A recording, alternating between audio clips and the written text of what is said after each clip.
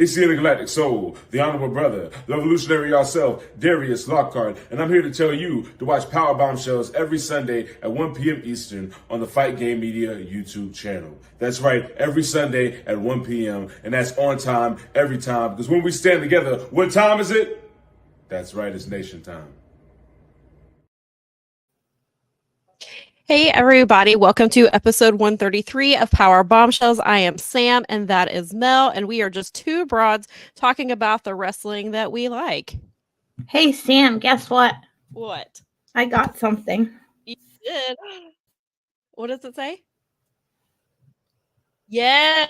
It says hotties for Henry. Yes, you got the wrestling wind down hat.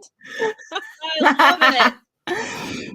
It was supposed to be here a little sooner. I wanted to wait to I'm getting the good shot there. And yes, it's a very nice love hat. Thank you, Lo, and the people that helped. It. So I originally tried for the green and white one, but that one was gone really fast. Oh no, yeah.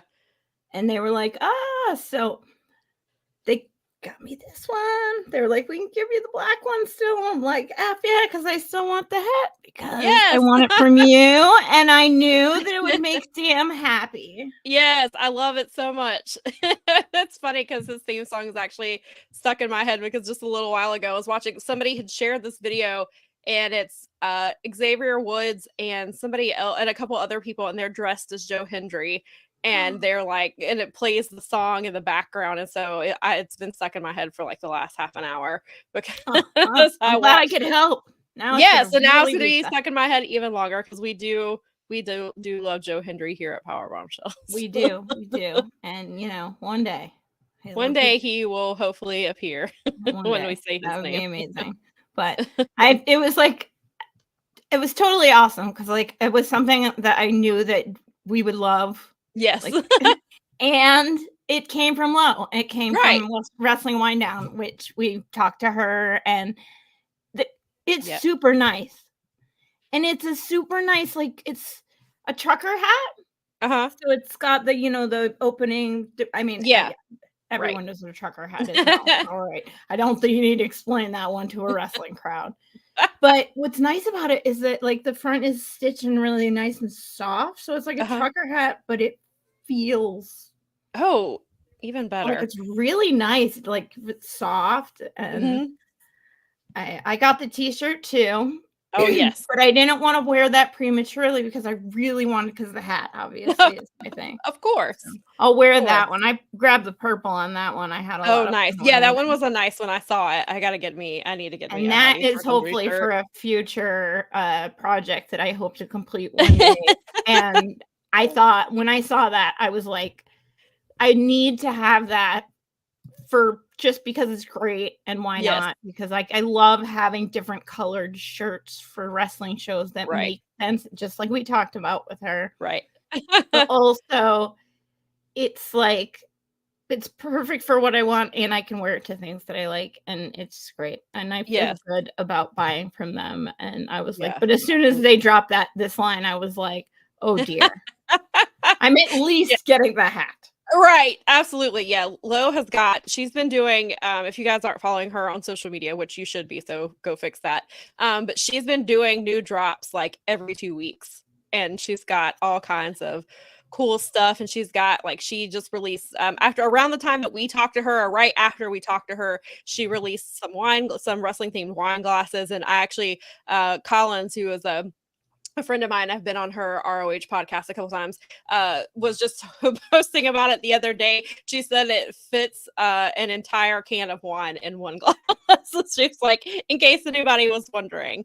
That's awesome. I did see the wine glasses. I was like, oh, that's perfect for them. I like that. They super well thought out. I was so excited. I mean, it was I was waiting for something that I knew would come along that I would like, and this just she has so many different pieces of merch. If I could, I would probably just every week oh, it'd be bad if I just had smell me a new shirt. Just smell me a new shirt because she has so much cool stuff. And her because I've got the one shirt. I got the custom Bad Bitches shirt, and it's so comfortable. I love that shirt. Man. And Yeah. so it's like, it's really nice. So it's very high quality, and we're not just saying that because we like Lo and she's been on our show. We have the merch, and we can confirm that it's really well. Every penny, and yeah, like I said, like this, I ordered the green and white one. I was like, wait, that didn't come with my thing, and they were like, oh crap, we don't have it anymore. Like, we can give you, but it was great. They were so responsive and awesome.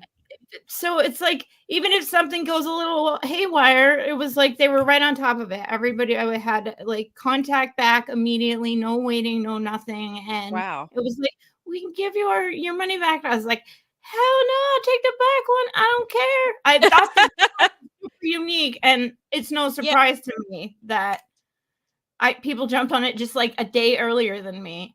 But I got the purple shirt, which I love the lettering. I mean, yeah, it's great. John and Kyle would be okay with the lettering. I mean, they are font nerds. They would be okay with people who are not aware of the lettering from this. It is actually from Flavor of Love, that show, that the Flavor Flav reality show that was on VH1. So that's where the logo comes from. And there's little, like, if you zoom in, I don't know if you can see it on the hat, but on the shirt, you can see like little hearts. Yeah, and that's because that's what it looked like that's the Flavor of Love logo. And I just fantastic. Oh my gosh, that's cool. If my shirt even has layers now. Like, yes, it does have layers. Yeah, I had to do the hat first. Like, I had to wait for the. But of course, it's your gimmick. You gotta have. But it was like for Hendry hat. I really liked that shirt, and like, again, Joe Hendry. All the reasons above, like, and it's great. I love it. The shirt is super comfy, stitched. Like Kyle does this too with the stitched tags, and it's so nice. Yeah, and I feel so good about supporting that and them and her, and absolutely. Just like, I mean, when we shopped at Ren Fair last weekend, and I felt so good. I was like, I have only bought from local artisan vendors over the last like month. I have defied the standard paradigm of capitalism consuming everything. There you go.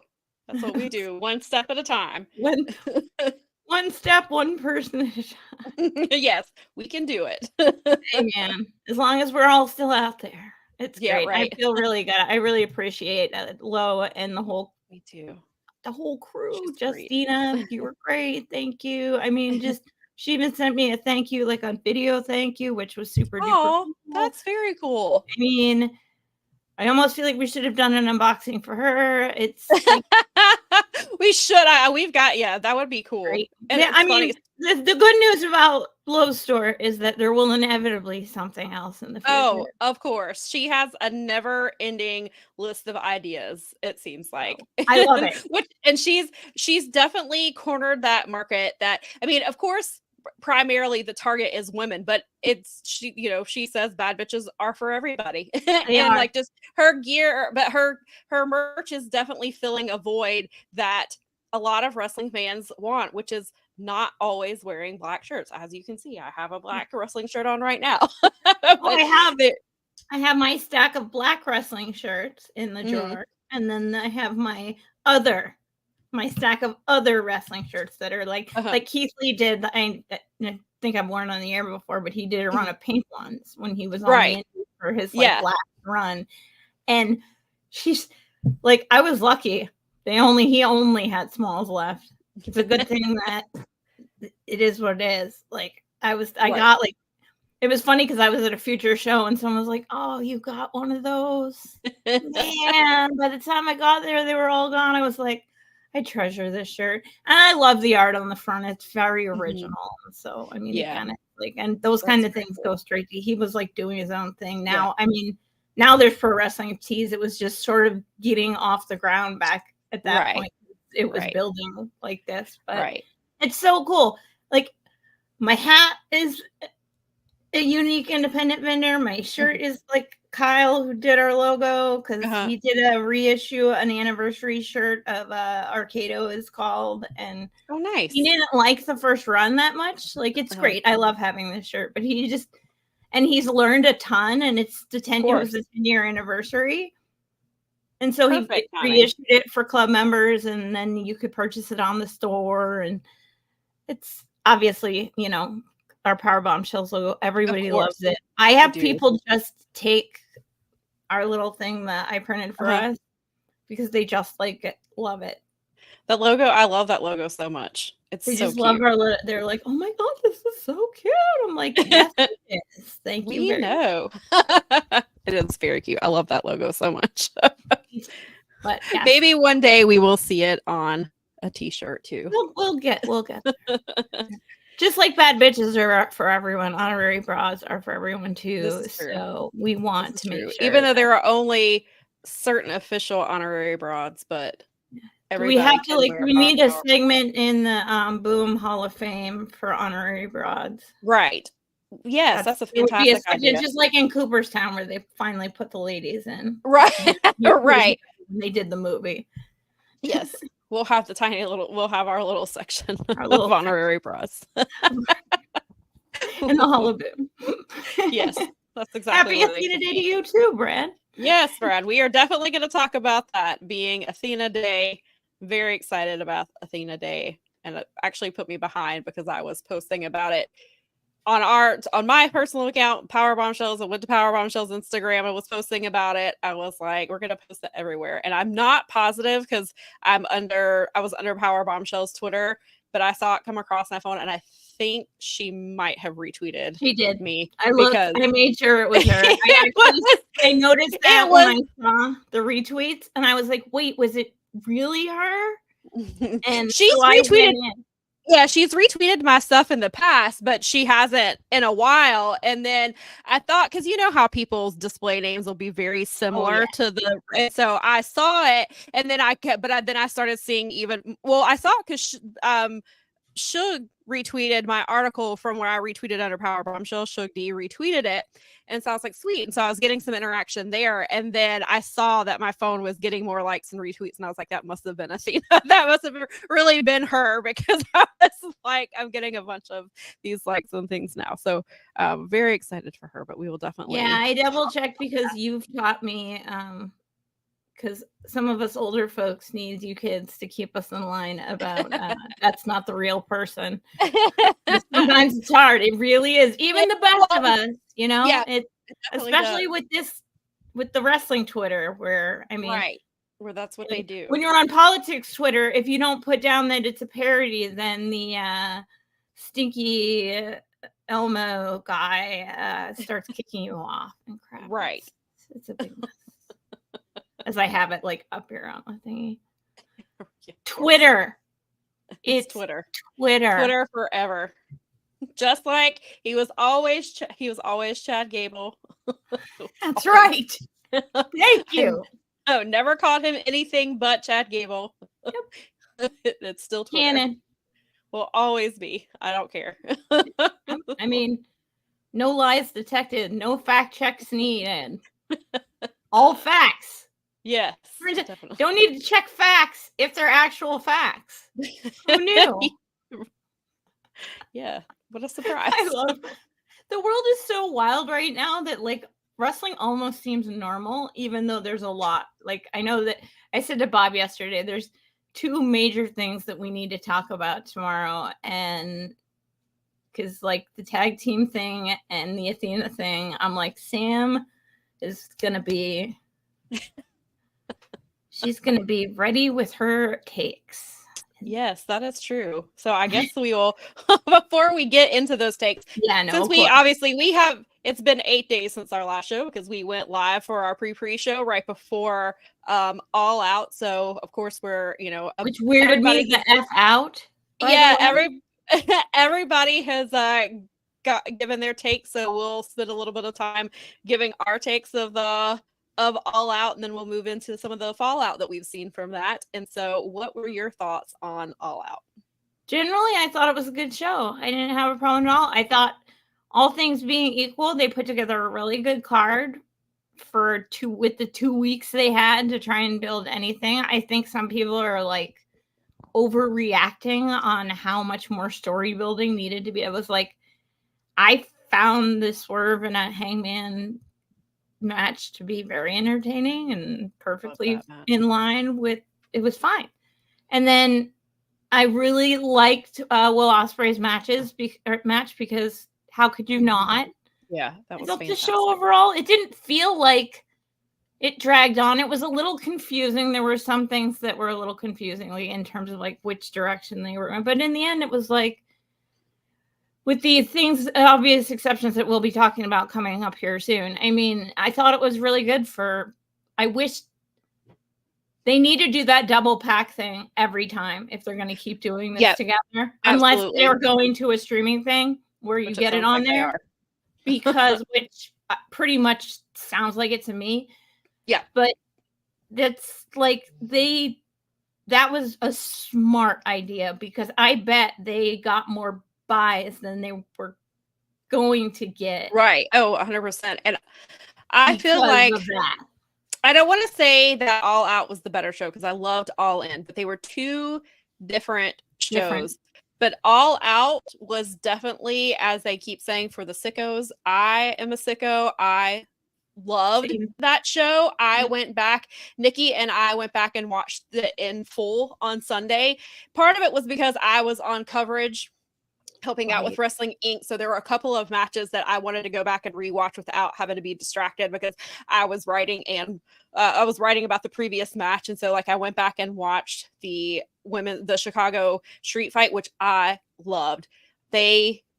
Chris and Willow killed it. And they were put in what seemed to be an impossible position following Pac and Will Ospreay, because that was an incredible match. And they came out, they kept the crowd going. The fans stayed into it the entire time. They killed it. They told their story. It was the natural progression of what they've been doing. Like I loved that match. It was one of my top 3 favorite matches from All Out, was that one, Pac and Ospreay, and then the main event. But I loved Swerve and Danielson. I mean, Hangman Page. And yes, and I thought the syringe spot, I thought it made me cringe a little bit in a good way. I felt like it didn't go overboard, because I felt like it was in the story that they have been telling. Like, they didn't do it just for a shock value. Like, it is to prove this point of how Hangman has this person that he has become, and it's completely opposite of where we ever thought. Like, in the year, they've been telling the story for a year now, and they've switched roles, and Hangman, to show the point that he has been driven to, that he would take out another man's grill and put a syringe in his mouth, then hit him with a chair shot. And they just had to call it, because they were like, if we don't call it now, Hangman's literally going to kill this man. But then you also have Hangman celebrate, and then he kind of realizes what he's done, and he starts to kind of come down he starts walking down the ramp, and you see this look on his face, and he looks like he might be about to cry. Like, it's finally setting in, what have I become? How did it get to this point? But he's still very angry, because we saw that on Wednesday, and we talked about how, that probably taking Swerve off TV for a little bit, give this man some time off. Yeah. But Hangman has Jeff Jarrett and Okada waiting for him, and we saw that on Wednesday. We saw the Jeff Jarrett interaction with him, and we see that Hangman's still very angry. So it'll be interesting to see where Hangman progresses from here. But I thought the match was incredibly well done. I think this is the perfect place to end this chapter of the story. I don't think this feud is over by any means. I think this is where they're going to pause it and let them both go off in different directions. I think Hangman's still going to be on this journey of reconciling being this angry person with who he used to be, and maybe that's kind of what we'll see. And then Swerve hopefully is rightfully getting some time off. I think would be the best case for him here. And then Brad said that he feels bad for Swerve. If you've seen that syringe spot before in death matches, it was supposed to come out the cheek and it wasn't working out. Yeah, I did notice that it did not come out of his cheek. So, but yeah, that was unfortunate, but I think it worked well with what they were doing, even though it didn't quite go off without a hitch. And then I thought the Bryan Danielson, or I guess I should say the BCC turn was incredibly well done. It is my favorite heel turn since Tommaso Ciampa turned on Johnny Gargano. I feel the way it was, just the way it happened. Like, we knew something was coming and we thought it was going to be Mox, but to have Claudio be the one to do it, I think is what really made it work. And then you get Danielson's reaction, and Danielson's reaction is not even hurt. It is why would you do, like, he's just heartbroken that Claudio would do that to him, and like, he didn't see it coming. Maybe he always thought in the back of his mind that Mox might be the one to keep an eye on, and it was Claudio was the one. And then they did it and I went back because I saw a clip the next day of I can't remember, maybe it was Brad who retweeted it. And then I went back and when I rewatched the match, I noticed it. So Moxley kind of pats Pac on the butt to make him kind of like move in line. And if you don't see it, you don't realize that's what's happening. And then Pac pretends to hug Yuta, and then he moves his arm so that Yuta can't get past him, and that's when he starts to hold him in position. And then you see Claudio comes out of nowhere and just uppercuts him, and it was just incredibly well done. And then you have Marina, who, like, she takes out Bryce Remsburg. She won't let Doc Samson get in the ring. She stands there and like won't let anybody in while they're doing this. And then you have Yuta, who's like crying, like it looks like he's like literally crying, and just the whole thing was so well done. And then last night we finally hear from Yuta. He has this match with Anthony Henry. He doesn't want to be there. Anthony is easily just beating his ass basically, and Anthony nearly beat him twice, and then he slapped him in the face and called him a sad boy, and Yuta, like, that set Yuta off, and Yuta finally responded, and he ended up beating him. Well, then they aired this promo on Twitter after the show, and Yuta's talking more about what happened, and then he announces that on Saturday before the pay-per-view, he found out that his aunt in Japan died from COVID-19 complications.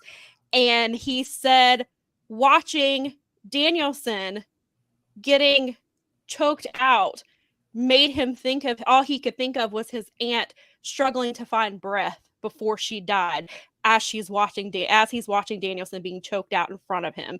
And it just broke my heart to hear that. And it just adds this layer to the story that obviously was unintentional, but the real life just adds even more to what they're doing. And we see so many people who have known what we've known. You and I have been Yuta fans for a very long time, and I've been talking about Yuta. We convinced Paul that he would be a fan, and sure enough, he became a fan. We told him right at the beginning. We were like, "You're gonna look back on this conversation, and we're gonna we're telling you right now that he will get there." Yeah, that promo last night that he caught on Collision was really good. Like, he's getting he's improving a lot. He's definitely coming out of his shell. And I was like, wow, he really impressed me last night. Like, it stuck out in a good way. Like, I was like, whoa, he got he's learning from the people around him. He's a smarty. Yeah. Yeah. I thought it was really well done. And Yuta, and I was really excited for Yuta versus Henry, because they're both people I saw in PWX. And so I was really excited. I thought it was going to get 3 minutes. I thought Yuta was just going to be like angry and just squash him, and that would be it. But I like the way that they told this story with Yuta just not giving a shit. Yuta wants to be anywhere but in that ring. And Anthony Henry was like, no, you're going to fight me. Like, if we're going to have a match, you're going to fight me. And also, as I was telling Nikki and I were talking about it, Anthony Henry, obviously Wheeler Yuta is the bigger star in AEW, but Anthony Henry's been wrestling for like 20 years. And so he has a lot of veteran experience. And so I felt like Anthony Henry was actually, and of course I'm an Anthony Henry fan, but I felt like Anthony was a really good choice for Yuta's first match. Because I think a lot of people doing exactly what you needed the person fighting Yuta in that situation doing it. And because, like you said, he's a veteran, he's so smart, and he knows exactly what his role is there. Yes, exactly. And then they had killed it. Yeah, they did. And I was like, please put Anthony Henry on TV more. Please. Oh. And I was worried because, they had Beef out there with him, and Beef has been kind of a bit of comedic relief with Anthony on ROH. And then we saw, Beef got his first televised match on Friday, and Anthony was out there with him. But they made it work. Like, Beef didn't overdo it in that match. Like, he knew what he was supposed to do being out there. And he even had a spot where Yuta knocked him on his ass on the outside. And I thought they played it really well. It was interesting. Nikki pointed out, she was like, they kind of have Beef dressed like James Drake. He was in all black. He was in a black trunks. And I was like, it's interesting. I don't know what they're going to do once James Drake comes back. And well, see, Nikki just said Beef was James dressed like JD Drake. He had the solid black trucks on, which Drake wears all the time. Maybe what they'll do is they'll let Kyle Fletcher and Anthony Henry continue their singles runs, and when Mark Davis and JD Drake come back, they can tag for a while. That would be fun. We saw Mark Davis in Best of Super Juniors. He was a singles wrestler the whole time. Yep. Like, it's not like he can't singles wrestle too. I was really impressed with both of them. Actually, the first time I saw JD Drake, he was singles wrestling. So yeah, he was. Drake was a. They were both in the room because Anthony Henry and him were regulars with the Evolve promotion in WWE. But when Drake first started, both of them, when I both started watching them in PWX, they were both singles wrestlers for most of their time there. And then Evolve is the one who put them together as a tag team. And Anthony and James have both told this story several times. They hated each other. They could not stand each other. And they were pissed that Evolve made them a tag team because they didn't like each other. And now they're inseparable. They are. And I love the Workhorsemen. Yes. You could work that all the way around where they get their partners back. You could have a whole story about them getting their actual partners back or something. Yeah, and it was really they could do that because it was funny because Drake, because Henry keeps saying he's like, Drake, he'll tag James Drake and be like, when are you coming back? Are you home yet? Are you here yet? He's like, Beef is driving me insane. And it's funny because Ethan Case, who is wrestled in PWX forever, and he's helps with Title Belt Pro and stuff like that. So we've talked about him before. He's really good friends with Anthony in real life, and he posted this story on his Instagram, and it's this clip of Beef is trying to put his arm around Anthony, and Ethan was saying Anthony hates being touched. And so that reaction was genuine, and you can see it. And now that I know that, it makes me laugh because Beef is always trying to put his arm around him or hug him or touch him in some way. And just because I feel like Beef is that type of person, he just wants to hug somebody And every time Anthony, he's like, oh, come on. You love hugs. And Anthony will flinch and he'll grit his teeth or he moves out of the way. And it's funny because I feel like it's genuine every time that he does it, and it makes me laugh. That now that I know that it adds that little layer of he already isn't thrilled about working with his second cousin by marriage, which he's very quick to point out. Second cousin by marriage. And that's what they even had that on Beef's Cryon when he came out the other night. It said Anthony Henry's second cousin in parentheses by marriage. I missed that. I'm gonna have to watch closer. That's hilarious. I saw the match, but I missed that. But I saw it actually because Chris Hero tweeted it and he screenshot where it said by marriage. So it was really great. But I miss JD Drake. I don't know what his timetable is for return. It slightly annoys me because I'm like, I want Anthony to be singles. I want him to be by himself. And Nikki was like, it's like they feel like they have to pair him with a big man. And it was like, you can have Anthony by himself.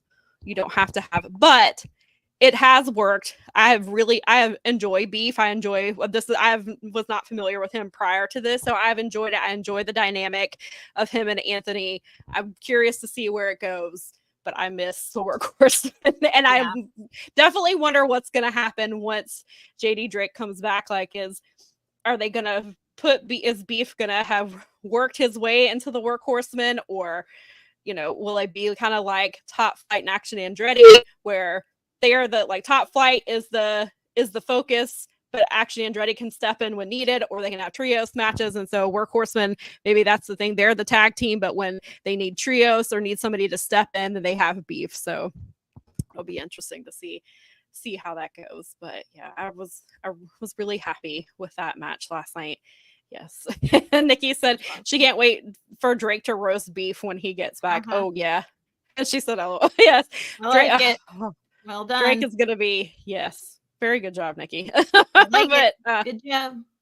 Yes, and I wanted to put this quote up here, or this from Brad, because when Yuta attempted that rebound spot and then he just fell because he couldn't pull himself back through the rope because he was so out of it, was a really great piece of storytelling. And then it opened the door for Anthony to he did the baseball slide into him, and then he threw him into the barricade, and it just kind of allowed, because Anthony was like, listen, if you're not gonna fight, I'm here to fight. I will continue to do this whether you're going to do it or not, and so I will make you fight back.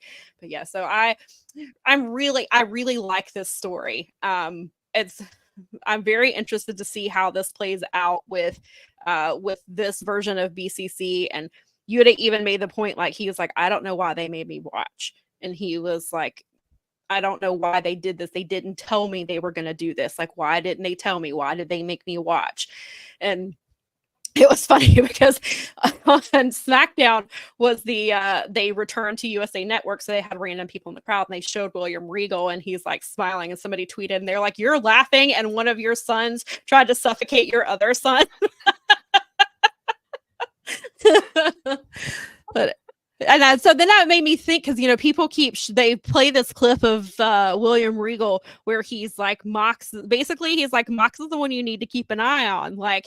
He's like me. You can't fully trust him. And so of course, they're very good at long-term storytelling. So I was like, has this been the plot all along? Was they're doing the long game here, that we're going to get Danielson to be champion, and when he does, we're going to have Moxley turn, and he's going to take over BCC. He's going to add a woman, which Danielson did not want, at least in the beginning. So I'm really, really interested to see. And I'm very interested to see in what Moxley means when he was saying that, because he's talking about how, like, they're weeding out, like, how they, this is their company now, and how, like, just the different things that he's saying, and how this is going to play out. And I feel like this is going to, like, he's cleaning house is what he's like sounding like. But what does that mean? Like, what are you talking about? Does that mean and then who determines who gets attacked, and like who determines what qualifies them to be these things and to be fake or whatever he's saying. And so I feel like this storyline hopefully will play out better than the Devil storyline did last year, because it feels less sports entertainment. I have high hopes, because I think that Moxley, hopefully, and because Bryan Danielson is involved in it, regardless. I mean, some of the stuff Wheeler said last night, you would not have been able to say if he didn't have, like, the okay. Like, that's, some of that was, like, you definitely were okay with that. Like, that was part of the storyline. He probably, in my mind, I was like, Bryan probably told him to say that. Like, because he's such a mind. But doing that, and I mean, so I think it's great because Yuta is really showing, like, how great he is at it. But I really think this looks like some kind of hardcore, like, deathmatch, like, group where they're just like, we're sick of all of this other crap, and even though it is kind of a, pro wrestling thing more than it's more sports entertainment-y, they're going around and getting rid of all the sports entertainment-y stuff. Right. Which the is sicko interesting. way. It's, yeah. Exactly. I love that. I just love having Marina in that group Me with them. too. She's such a... She makes them have such a different feeling. Everyone. It's like, it doesn't matter. I love it. She's so cool. I've always loved her in Bloodsport. I love seeing her with him. And I loved her in Revolver. I was like, because like when she was in the little bit I saw of her in WWE, I was like, man, wrestling's just like not for her. I think she's just. And then I saw her in Revolver, and I was like, wait a minute. Where's this? Booking's Marina? Just not for them.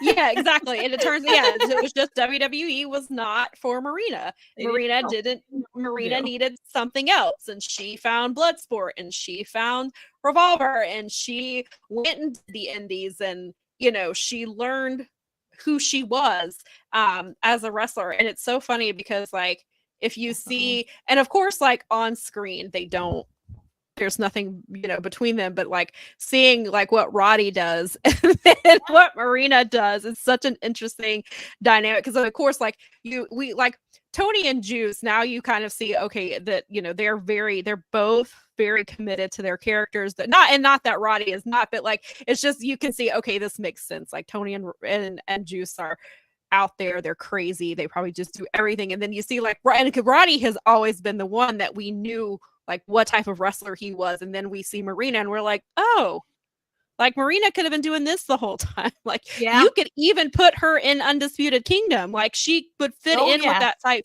Like you could put her there if they wanted to, which I think it's smart to keep her with Mox. I think putting her with Mox is brilliant. I like having her in that group. I like the crossover because the women's division is the strongest part of the product right now, really. Yep.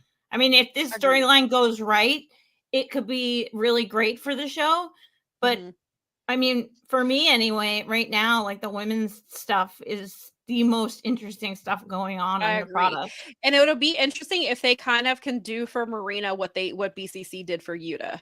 Yep. Like where they developed them and you can see parts of it, and then you see where Yuta was from the in the beginning to where he is now and how much growth there's been. And you see that also kind of that parallel with like, because everybody thought Daniel Garcia should have been in BCC.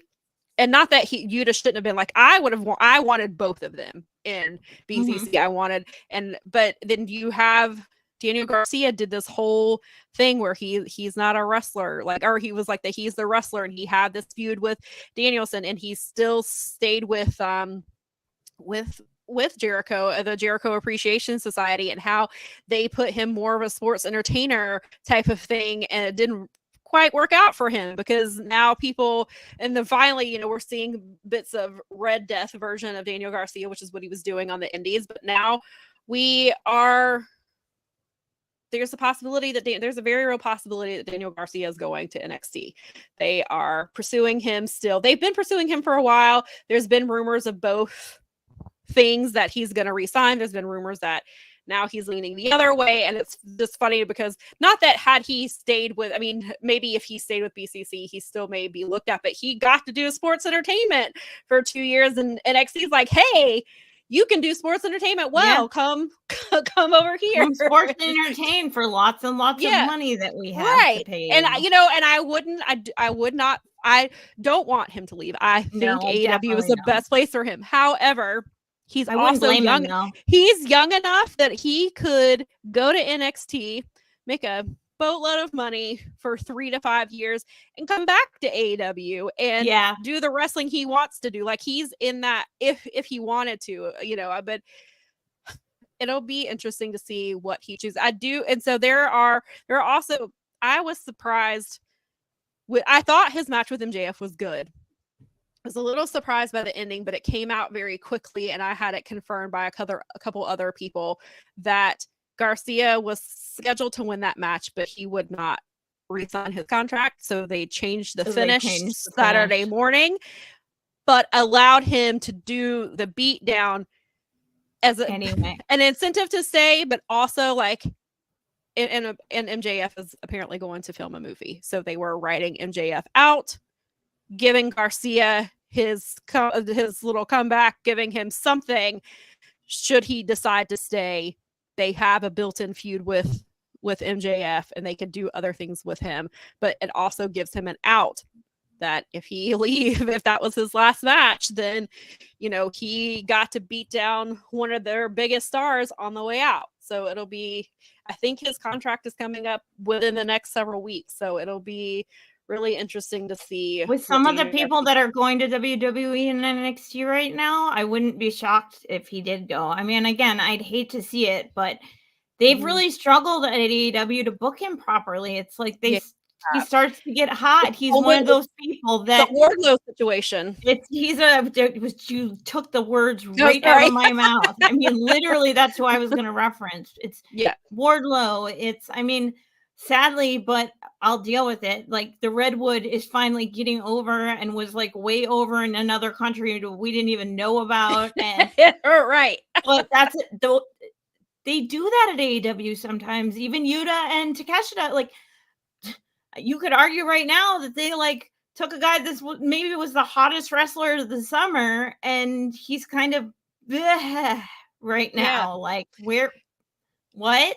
It's so fun because, you know, and that's somebody, BJ and I actually were just talking about that yesterday. He's like, where is Wardlow? And it's so funny that he said that because I follow Lady Frost on Twitter, and Lady Frost posted a picture at some event, and it was her and her husband, Wardlow, Kofi Kingston, Kiana James, and Sean Spears. So it was like all these WWE. It was just I couldn't tell what type of event it was, and Lady Frost, I think, is in some kind of a deal with AEW. Like, I think she's on one of those tiered deals. So I don't think it's like anything like that. But it was just interesting that Wardlow was in this picture with Kofi, Sean Spears, and Kiana, who are all WWE people. And I was like, I was like, it may have just been like, we're the only wrestlers at this event, so we'll be in this picture, or was there? It was just, I don't know. Maybe there's nothing to it, but of course, you know, there's always speculation because I don't know what Wardlow's contract status is. I don't even know. Like, I feel like they were just talking about him. I think Garrett I've like only been listening to Garrett's Observer radios lately. Yeah. He was talking about, and he mentioned it, and it's like there's like no word on Wardlow. It sounded like no one really knows what's going on there. And what Dave was saying is that like they just have guys that they're not using, and it's like when you say it to me, and I'm like, but why? Right. Well, and that's why I keep going back to like, where the hell is Scorpio Sky? Like, you keep you showed him, and you put him in, they put him in a vignette, and then they didn't show anything for 3 weeks. And then they did a thing with him in Private Party, like trying to get into a party, and we see that, and then nothing. So I'm like, has he been on ROH? No, Scorpio Sky hasn't been used in ROH since Ethan Page was there. They are not using him at all. And so we get these little teases, and then somebody off. There's rumors that Tony doesn't like him. I don't know if that's true, but that's what I've heard. And that he didn't like SCU, and that's why that broke up. That's right. We've had this. Yeah, he didn't like them, and so he didn't like that group. But I have heard. Dumb.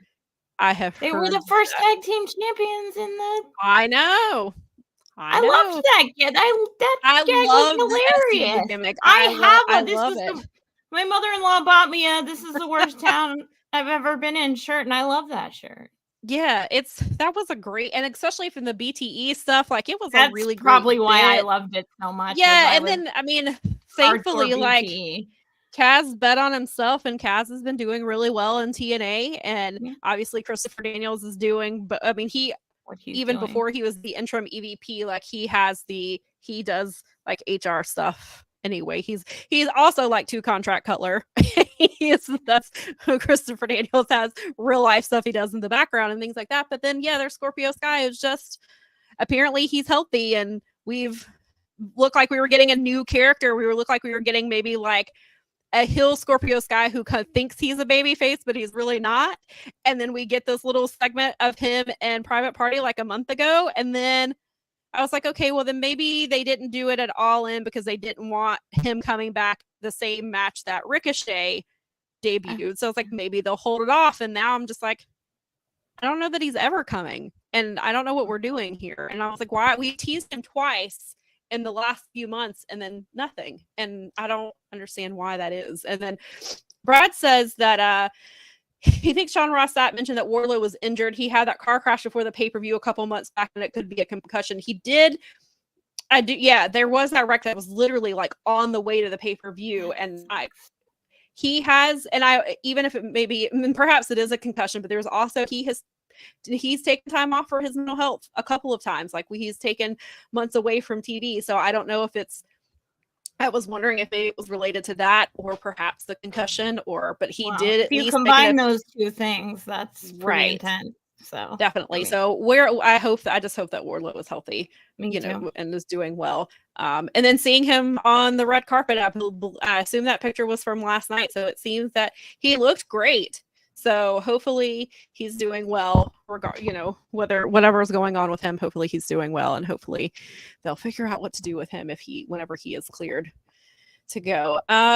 So I guess that will lead us into the fallout from All Out, since we have had this week of stuff, and we've seen a little bit with obviously with the Yuta stuff last night, and now we have Grand Slam is next. I think it's the 25th, right? I believe that's when that is. Yes. We had been thinking for months the match was supposed to be because Darby Allin won that match to get an automatic title shot, and everybody was like, why? Because he already has the TNT championship title shot at All In. Why is he getting this too? What are we doing here? So he was supposed to wrestle Danielson, but then Jon Moxley, who has been calling for, which was interesting. So before the turn even happened, Jon Moxley had been back and had been calling out Darby Allin, and Darby was not responding to him, and Darby didn't come. And then this happens, and Darby is like, I'm here. What do you want from me? And he's like, Jon Moxley says, you're going to give me your title shot. What? And so Jon Moxley is like demanding this title shot, and Darby's like, no, like it's mine. And so now, instead of Darby versus Danielson for the title, we are now doing Darby versus Jon Moxley, and for Darby's title shot. So if Darby wins, he gets to keep his title shot. And if Moxley wins, then he will become the new number one contender. And keep in mind, we still have Christian, who at All In won the Casino Gauntlet match to get a shot at the world champion. And we thought at All Out that that's what was going to happen, because he came, like, as soon as Danielson won his match, here comes Christian in the Patriarchy. And he's got his little silver thing that's got his contract in it, and Jon Moxley comes and stands in front of the ring, and then the rest of BCC come out, and we're like, so then I guess that was just a little reminder that Christian also has a title shot. So it was a really weird for this to do the switch. Then a little bit later, Nigel comes out and is like, well, if Danielson suddenly needs an opponent, I want Danielson. And like, what is happening here? How did we go from why are we doing these giant changes? I mean, perhaps it's going to fit into whatever story Moxley is telling, and Moxley just thinks he can do whatever he wants, and he can bully people into giving him title shots. Maybe this is part of the story, but just looking at it, it's just very odd. And so last night, Nigel explained on commentary, he was like,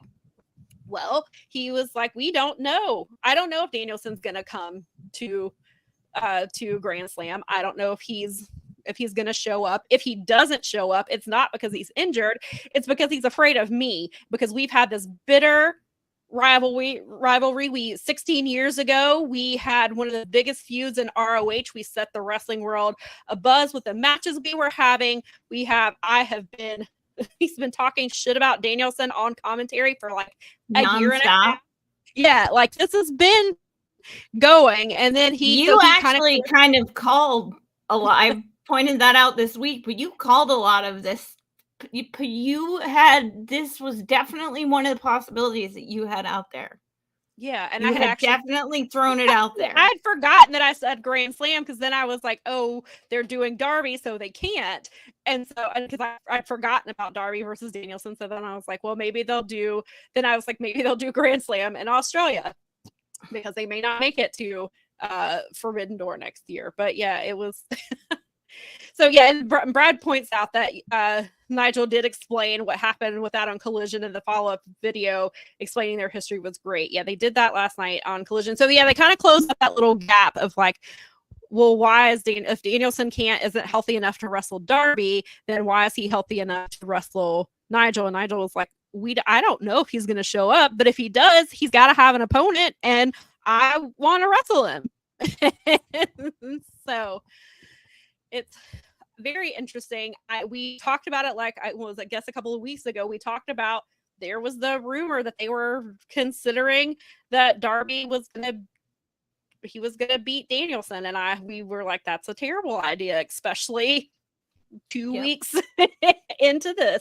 Yeah. So now the theory is that Darby's going to beat Jon Moxley, and he's going to wrestle Danielson at Wrestle Dream, which is they're both from Washington. And then that Darby is going to beat him at Wrestle Dream. And then I guess Danielson's going to go have surgery, and Darby's going to be the world champion. And I don't really like that.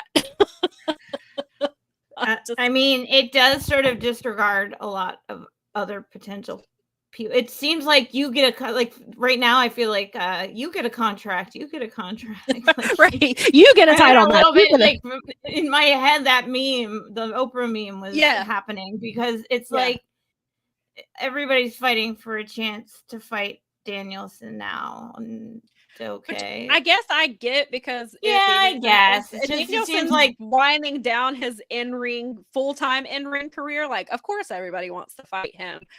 But sure, but like the contract, the prop thing in between all of that makes it mean even less because now you got like 3 guys that have a contract that they can cash in with him at some point. I mean, can they all cash in at the same time? I mean, I guess it's possible that Darby beats him and then Christian comes in, but I don't like either scenario. I agree with Jon Moxley. I don't think Darby is ready to be world champion. I don't now. Yeah, I don't see that. I guess, but that doesn't. I understand doing that match in Washington. I think that they could do that match and have Danielson retain, and if Danielson is healthy enough, obviously, if he's healthy enough, then you have him take the title into the Tokyo Dome. Mm-hmm. You have him take that title into hopefully wrestle at Wrestle Kingdom, but if he doesn't wrestle the next night at Wrestle Dynasty, have the match with Zack Sabre Jr. that we all want, that they both want. Like, I think that I think Darby just doesn't. I don't think putting the title on Darby right now makes any sense storyline wise, but also I don't think Darby is ready to be the champion. And I don't want have people like Will Ospreay, and you just brought Ricochet in to potentially. I mean, Will Ospreay seems like an obvious one, but it's just at this rate, I would put it on. I mean, he's not going to be at this point. I'd put it on Kyle Fletcher before I'd put it on Darby. Same. I mean, he seems more logical to me than. Yeah, I don't like the idea of Danielson defending his title twice and losing it. Like, if he doesn't, because because Nigel said, if we wrestle at Grand Slam, you walk out as champion, because this is not a title. It's not a title match. And Nigel has said that. He was like, this is basically a grudge match from this decade and a half long. It's a wrap up. For a long beef. Yeah, exactly. And so this is just that he's like, I don't even care about the title. I just want to end your career. So I think that so that's not a title shot. So Danielson would have defended it one time at All Out, and then you have him lose it at Wrestle Dream at the beginning of October. And if he loses it so he's losing it on a second title defense. Like, I don't like that. I think so what's the point of taking it off? go, he can't. Of course. Well, yeah. And I know that that's kind of like, if they're using that as more of like a backup plan, sure. But if Danielson, again, if he is healthy enough to make it to the Tokyo Dome, then that's what they should do. Yeah. And you give him a nice, what is that? Nearly 6-month reign. And then if it's time for him to have surgery, then drop the title, close to Wrestle Dynasty. Like, I don't think Zack Sabre Jr. wins the title from him if they wrestle, because I don't think that's happening. But but you can have him drop it soon after, and then he can go have surgery, and we can do something else. I don't know who comes after. And then maybe that's where they put it back on Jon Moxley, because then that tells the story that Jon Moxley is telling, whatever story he's telling. Maybe it goes back to Jon Moxley and they go from there. And then maybe Jon Moxley and circles around with Darby, and that's how they get to that. And then you still have Hangman lurking in the title picture, because even though Hangman Swerve is his focus, like, Hangman still wants that title back. So you still have that you can get to at some point with Hangman. Hangman and Jon Moxley have a lot of history. So there's also that element that they could keep in mind. So it'll be interesting, but I was not expecting the Grand Slam switches, especially with it's very, very interesting. Yeah, and I know that's the argument for Darby, is that he's more than ready. He's a pillar. He can be a pillar, but that doesn't mean he's ready. To carry that company, I feel like Darby does a lot. I mean, and I guess that's the appeal of him, but I feel like Darby just does a lot of the same things over and over again. And he's just kind of... I mean, that's a hell of a thing if they put it on him. I mean, Yeah, I mean, I do see him. Do I see him becoming world champion one day? Yeah, probably, depending on the caliber of talent they have around him. But I just feel like I just don't feel like that Darby is, for me, Darby is not somebody I would put that. Yeah, I don't get overly excited about that idea. I get it. And I mean, it's just, like Orange Cassidy would be someone that I'd be more interested in, or I don't know. I mean, me too. It's I don't know. Who knows what's going on right now? It's really hard to know, like, because of course, with Bryan Danielson being Bryan Danielson, like, that he could be on the verge of death, or literally like not really need neck surgery that bad until next year. Like, we know Danielson, we've talked about it a million times. Danielson loves to lie. We don't know. He is a true carny. He is. Cody Rhodes taught him how to lie, and he loves to do it, he says. So we never know quite where to take him as far as when he's talking. Do I think he needs neck surgery? Yes. Do I think it's something he needs like now? Probably not. Do I think he can hold on till January? Probably. I think that's the plan. But Danielson's going to keep playing into that. He's going to keep playing into, can my neck last until January? He's going to do it before every title match. And that's going to be every opponent. In this build, like, Darby will actually make himself into somebody that I like. And I don't dislike Darby Allin by any stretch of the imagination. It's just that in terms of, like, is he the person that should be the champion of AEW? I don't see it. Maybe my mind will be changed by what goes on with the storytelling. And I'll go, wow, that's great. You guys did an awesome job of changing my mind. But right now, at this exact moment, that doesn't like get me going excited. into Wrestle Dream. I don't think that him being champion is the way to go. But like you said, maybe they play it out and the story plays out differently. And Brad makes an interesting point that Darby beating Mox is a bigger story. They have more of a history in AEW, and Darby finally getting over the hump and take the title from Mox, saving AEW is a bigger story to tell. I could see them doing that, but I think him beating Danielson is not the way to go. I don't like this. And we mentioned this before. I mentioned it before. Darby was accused and speaking out by 2 different women, and that is going to come up again if he is champion. And that is something they're going to have to deal with. They'll probably ignore it the way they ignore everything going on with Saraya. But that is there. And that is what, I mean, whether they, of course, the internet's going to talk about that. Just her like days may be numbered anyway. So yeah. So there's that. But yeah, it'll be interesting. I'm interested to see how the rest of Grand Slam plays out. Does BCC come through and just like, what else are they going to do? Who challenge? It'll be interesting. Like, did they have somebody challenge, Jack Perry for the EVP title? I mean, the EVP title, the TNT title, because it's the elite type of stuff. Because then you have these two kind of dueling factions where the elite are heels, but not in the same way that BCC are heels. They are more of these smarmy heels who wrestle when they feel like it. And they just except Jack Perry, he is taking his open challenge pretty seriously, but like they're a different set of heels in the way that BCC is. It'll be interesting if those factions cross paths and how that works. And is the elite going to be like, wait a minute, we didn't sign off on any of this. Like, what are you doing? Right. Why are you? And so is BCC the one who takes care of the elite? Are they the one who pushes them, like dethrones them? I still think Okada and Takeshita is going to be the Continental title, but as far as the tag team titles go, I mean, you could put it on Claudio and Pac. And then I mentioned this on Twitter, like shortly after it happened. I was like, Yuta is still trio champions with Pac and Claudio. And so I'd said that they're going to kick Yuta out and put the title on Marina. There you go.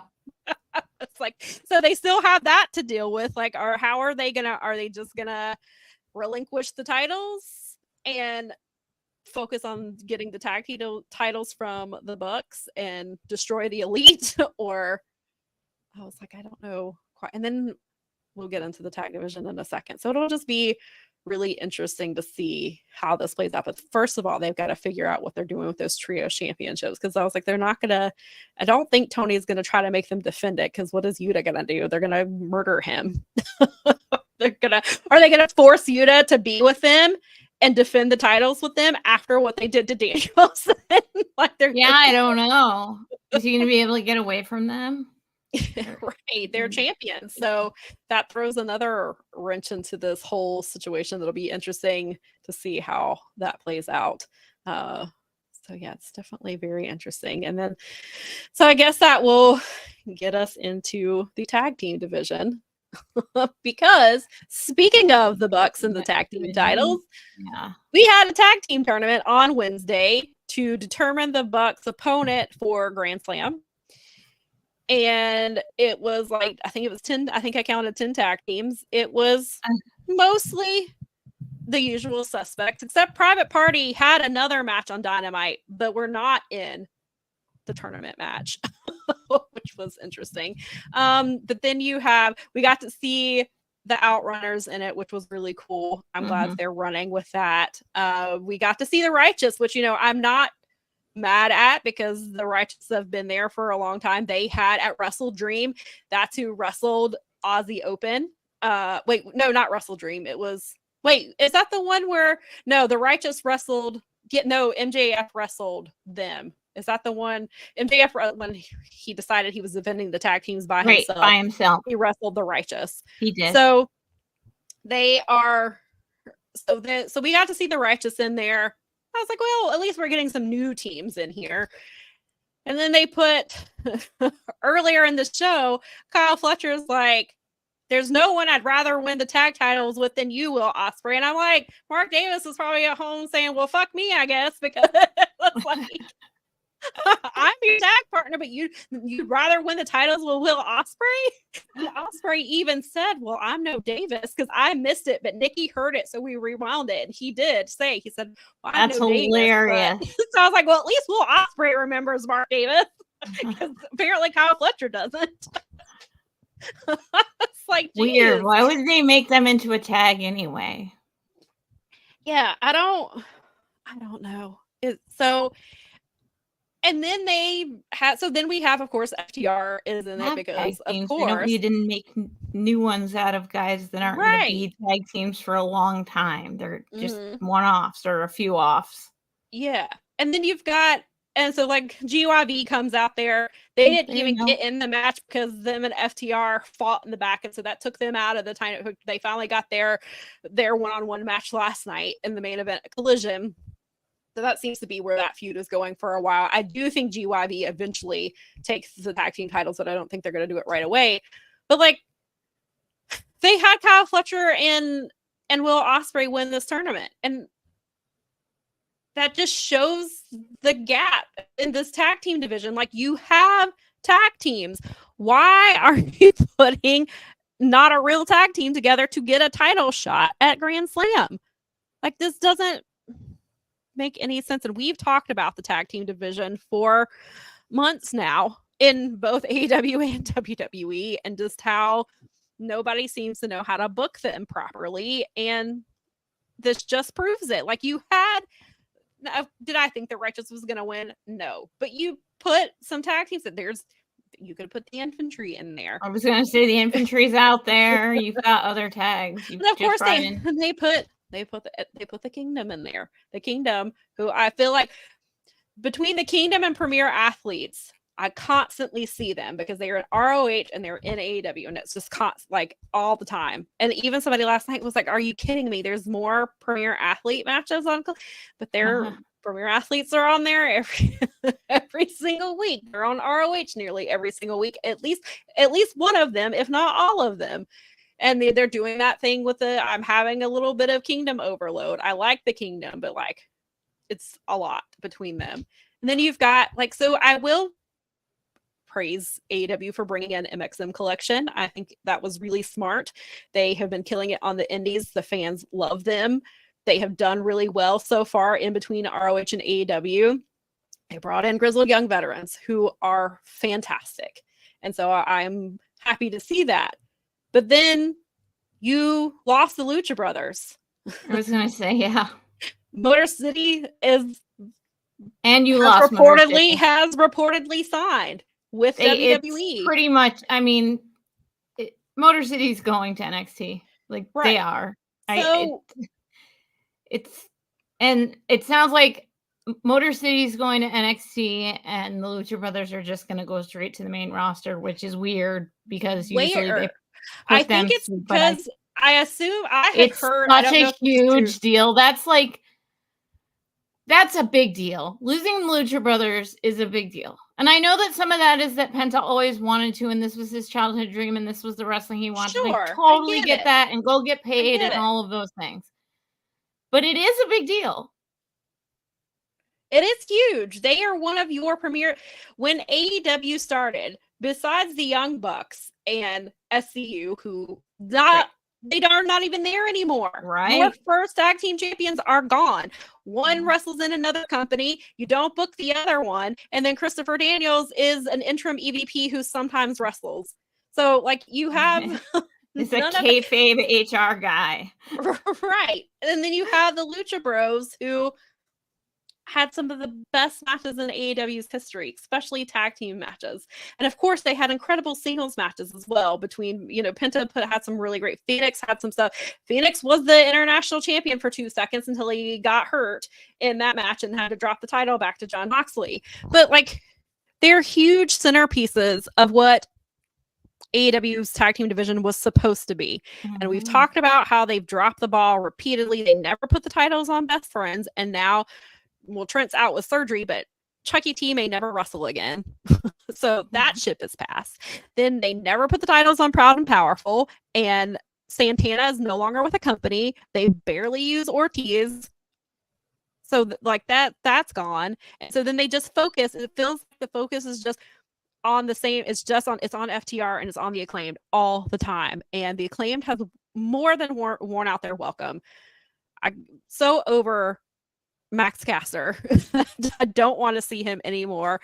And Gun Club is a little watered down because sometimes they don't have people because they're injured right now. Yeah, and the Gun Club is they're a trios. They're with a Bang Bang Gang. They're trios.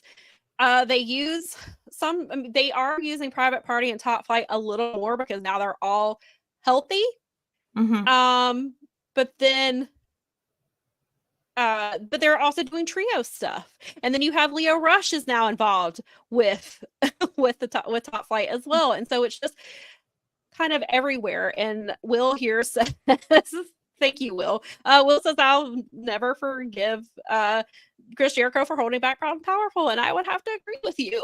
I would strongly agree with that, Will. Thank you very much. Yes, thank you. But I just,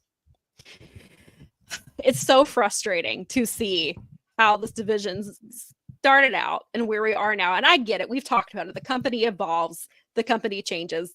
They're supposed to. They brought in wrestlers that were unavailable when they first started. Like, you can't turn down Bryan Danielson or Adam Cole. You can't. Oh, well, right. You can't. You can't say no to them. But now your tag team division is just there, basically. And you lost the Lucha Brothers because of that, most likely. I mean, of course, there's the other stuff with, that's where Penta's always wanted to wrestle. Phoenix wanted to be a good brother, went with his brother. They're a package deal type thing. And I feel like, and this, we talked about it a few months ago, that Motor City, they were at some point in talks to come to AEW, and something changed. And it doesn't sound like it was money. It sounds like it was, I still feel like, I think opportunity is I don't think there's any other way around it. It's opportunity in terms of I feel, and then you have to worry, like, think about someone like Daniel Garcia is a perfect example. And this was what I was going to get to when we got to this, is that now he knows that Motor City, who are not just great wrestlers, but they are known for being good teachers as well. Now he knows that they're going to be down there. So maybe that's a motivation for him to go hang out with those guys and take, because then you get the WWE money, you get to try something new. You've been a sports entertainer, and you get to work with Motor City, who are still, no matter where they are, they're still who they are. Like, yeah. I mean, I don't see and those, especially in their they're in their 40s, and people make this point a lot, is you're certainly not going to be like, you're not going to go backwards at this point. You've actually established yourself. Right. And you even have Ethan Page has a title. Ethan Page got a title quickly. He didn't book. Will they forget about him? Will they probably forget about him in 6 months? Yes. Sure. Yeah. But AEW never booked Ethan Page quite right. No, they didn't. Anyway. And then you've got Ethan Page. He's a really good talent. So that one always, that was a big bummer for me, because I just thought I really love Ethan Page. We nearly got Men of the Year in ROH. They hinted at it, and then they didn't do anything. And then apparently that's when Ethan Page requested his release, and they didn't give it to him. And so he had to wait for his contract to be out. But, NXT has the relationship with TNA. Apparently Josh Alexander hinted at Ethan Page his last Thursday. Josh Alexander is a heel now. Ethan Page is a heel. We could get a North reunion. It seems like that's probably going to happen. I wonder if they'll do that at Bound for Glory. I need to check into. I looked at that. The tickets for that are pretty reasonable for GA, so I might still. They're still open. Yeah, and then I'm sure Joe Hendry will be there, and so you can wear your Hotties Bro Hendry hat and shirt. Exactly right. So, and then it just, I don't know what they're doing with this division. And then you've got, and it's interesting if Lucha Bros. I was going to go back to this when you were mentioning Lucha Bros and how they're going to go to the main roster, but wait, I don't know where they're going to put them as far as the main event roster. The tag team scene is not great. With the Bloodline being back, you have the Bloodline have the tag team titles. They're probably going to have those for the foreseeable future, like they did before, where they just hold them. You could have Sammy and Jay will probably get put together as a tag team at some point to do stuff with the Bloodline. So perhaps they get the titles back, but your tag team titles on Raw are there's No, Grayson and Waller on SmackDown, so they're not even on Raw. So Raw, they're gonna have a wrestle the Awesome Truth. I mean, currently the current tag team champions are Finn Balor and Blockhead, have those titles. But their tag team division on Raw is not very strong. At least they're not booked that way. So I suppose Lucha Bros could go there, and somebody mentioned that they'll be put in LWO.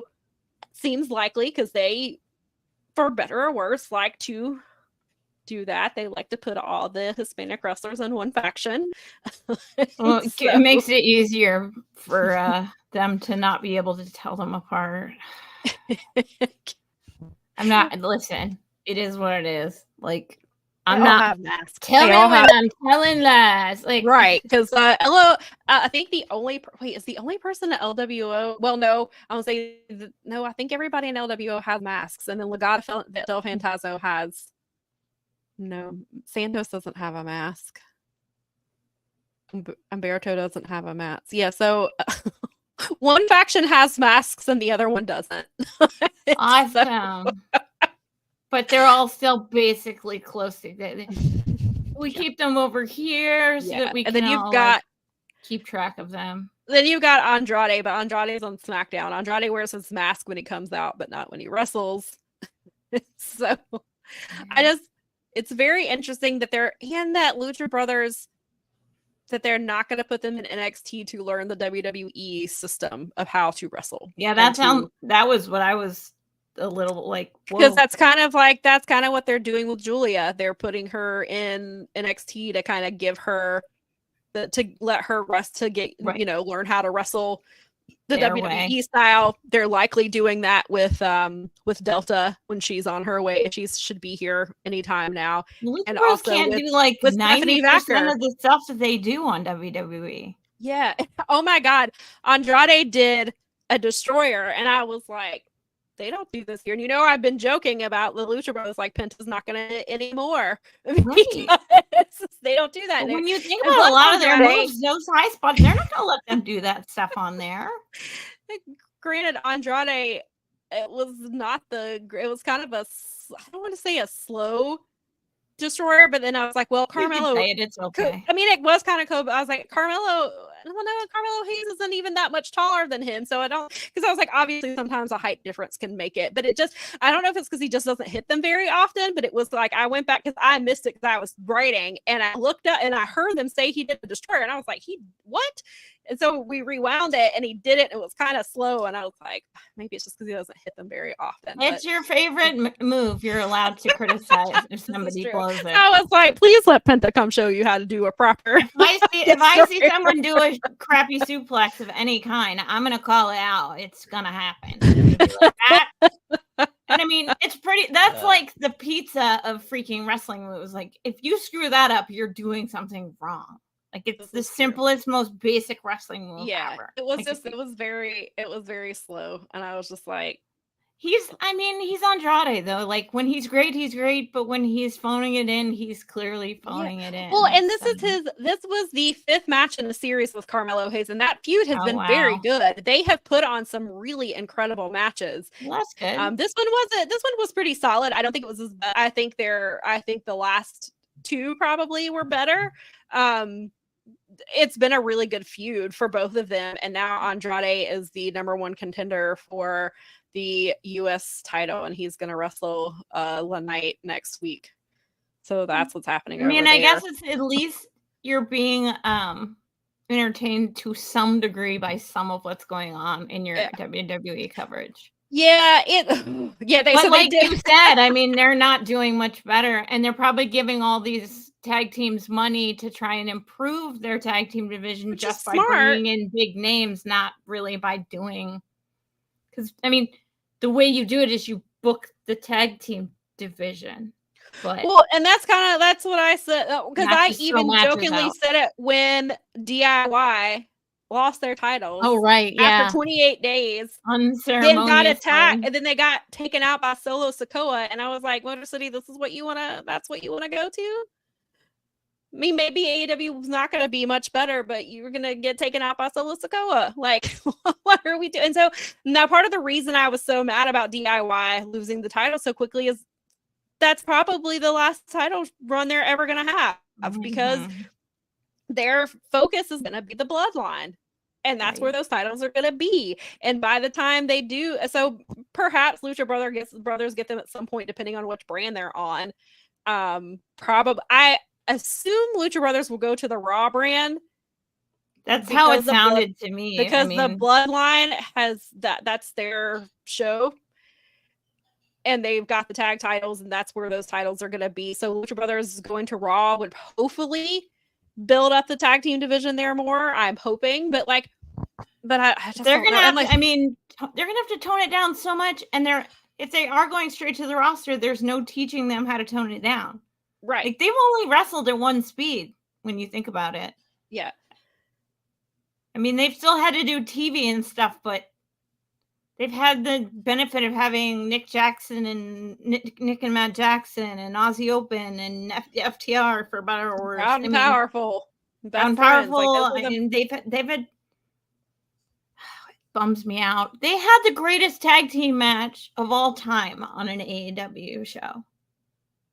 And now this is where we are with the tag team division in AEW. It's such a bummer. It's a serious bummer. So much. And so then bringing it back to Motor City and Motor City going to NXT, I know some people are like, well, that's a developmental brand, which I think Triple H's ultimate goal is to make it Black and Gold 2.0. I think that's where he's going with this. Mm-hmm. It has been, I don't watch it regularly. I will generally flip it over like to see Javon Evans. I flipped it over to watch Ethan Page's debut. I watched some stuff of his stuff. I've watched a little bit of Joe Hendry, but I don't generally watch the entire. I can't remember the last time I've watched an entire show from beginning to end. I feel like, knowing what we know about Motor City, NXT is a good fit for them because they want to help the next generation, and that is a way to do that. They can help these, they can help these guys before they get to the main roster. They were doing that in TNA. They were doing a lot of, like Alex Shelley has said, that like they had him helping all the wrestlers, men and women both, on how to work with the camera, how to wrestle on camera, and just different things. So they clearly have this knowledge that they want to share. And of course, I think AEW would benefit greatly from that. Yeah. But I can also see why NXT is appealing to them, especially if they have to wrestle once a week. I don't see either of them leaving Michigan. I think both of them are gonna fly to Florida every week. They probably will. Or Vegas. Really, I mean, we have like it's in the top 3 of airports in America. Like, right. Metro's easy. There's so many nonstop flights from here to the PC. I'm sure it'll be not an issue for them. And and they will. I mean, if you think about it, in a way, it is awesome because they will have the ability to have the influence. It's not Vince handling it anymore. It's, Shawn Michaels is over there, I guess, being the booker. And then you've got Triple H in charge. But I mean, that at least opens the door a little for maybe them being able to really influence. And that they have influence. That's the thing. They have influenced so many wrestlers. They really have. I've been talking, John Muse and I have been having an ongoing since we basically had it confirmed that this was happening. Yeah. And it was something that I was talking about in the Discord, and he and I started having, because we've had a million conversations about them, obviously. But it's like, does this help them, on their journey to the Hall of Fame and all of these things? But it's a bummer. It's a bummer that, I hope that, I guess, in my heart of hearts, it's like, I hope that they utilize their knowledge and that they help, and they can also bring in, like, not necessarily, I don't necessarily want to see like Mike, Dub Club go to NXT. Right. But it'd be great for Dub Club to go to NXT also. It's like, it'd be great for, they learn. Yeah. So, it's not like they don't have, they're also source, because they're so prolific. They can source young talent into building. I almost would say it is a bigger get for WWE than AEW because of what they are going to do. Yeah. If they're smart, they'll use them to build a tag team division where there's a giant, obviously, gap in tag team wrestling, period. If you are the person that starts bringing tag teams back, you're going to win all the ratings. Well, because we talked about it before. None of the major promotions, including TNA, book their tag team divisions Do well. they New have a Japan tag team struggle. division? They do. It basically goes back and forth between ABC and the Rascals, I think. And like every once in a while, I think Brian Myers and Eddie Edwards had it for a little bit because they're doing that whole thing with Moose. But again, I have like 21 episodes of TNA sitting on my DVR. So yeah, and the Hardys are there, but they're from what Paul Fontaine was telling me the other day, they're doing really well. They're not doing crazy bumps. They're just doing like some old school stuff, and they look like they're having the time of their lives. And I'm so happy for them. Right. And I will get to your comment in just one second. But where was I going with it? But even New Japan doesn't, they have a tag division, and of course they've done some more recently with it because they have Shane Haste and Mikey Nichols have the titles, and they had the Capital Collision match where the number one contenders, it was Bad Dude Tito and Robbie Eagles and versus Tana and Ishii, I think, versus GYB. So and Tana and Ishii won that, and so I believe that means they're the number one contenders. I'm sure somebody will correct us in the comments, but I believe that's it. And so Brad says here, thank you, the system. That was the name. I blanked on what they call themselves. Thank you. ABC. Brad says ABC won the tag titles, the TNA tag titles, and lost them last night to Eddie and Brian Myers on the pay-per-view. TNA's division is beyond offer right now, and it won't let you bring up the knockouts. Oh, and let's not even bring up the knockouts tag team division. Yeah, I've heard their women's is suffering greatly over there, and Jordan's gonna be out as soon as she can get out. But let me go to Will's comment here. So again, thank you again for the super chat. And he said, what do you think made the Machine Guns turn down AEW? Because we know they had talks with them months ago. So I do think the Young Bucks probably had at least a little bit to do with it. I think they were they're really close friends and have been for decades. They are also very close with the Lucha Brothers. I would not be surprised if the Bucks were honest with Motor City and said, hey, this is what's happening with our division. We are not a priority. If you come here, I don't know what's going to happen to you. You may regret it in 6 months. You may regret it in a year. You may not regret it at all. But as I was talking to BJ yesterday, because it didn't dawn on me until I was talking to him, I feel like because the report that I saw was that this deal with WWE is setting Motor City up for beyond in-ring. They have a PC where they can continue to train and mold the next set of wrestlers. And I was talking to BJ, I had forgotten that when Chris Sabin injured, when he tore his ACL, I think the first time I believe he's torn it twice. One of the times that he tore, or maybe it was both times, he worked as a producer in TNA. He learned agenting.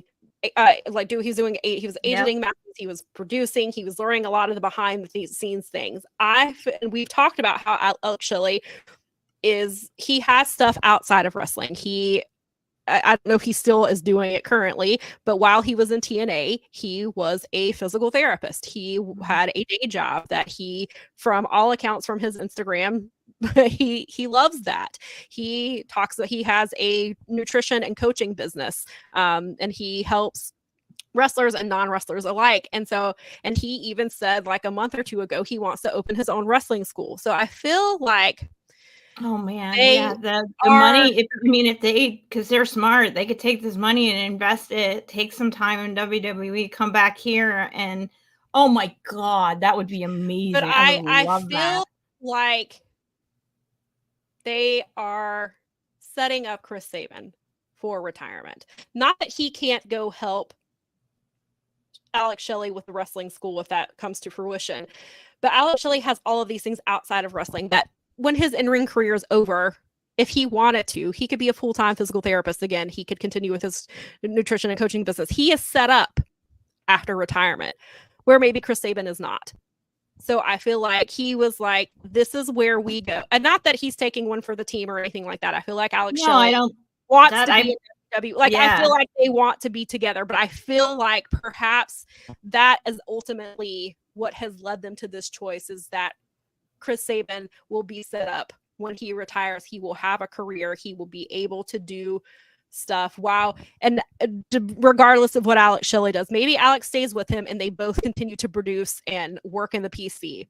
But if Alex Shelley chooses to leave and continue his career as a physical therapist, continues his career with his coaching and nutrition business, opens his wrestling school, like he has all of these things that he can do. But where would that leave Chris Sabin? So this deal, because AEW has no PC. They don't have this. Not that he couldn't work backstage, not that he couldn't be an agent, but there. That's not what you would be. I mean, what are you hiring for? Are you hiring for to train, or are you hiring for to be in the ring and have a good tag team division? Like, right. So I feel like ultimately that's probably what it came down to. Yeah. Is that they were looking out, because they are both. Chris Sabin is 42 years old. Alex Shelley is 41. They are they've been injured and they've wrestled their asses off. Granted, they are probably better now than they have ever been in their 20-year career. They are putting on incredible matches still, but that's going to come, they're not going to wrestle forever. I mean, I think I said before, Alex Shelley could probably go to New Japan and wrestle till he's 55 years old if he wanted to, because he takes care of, because of the way he trains himself. And that's what he said.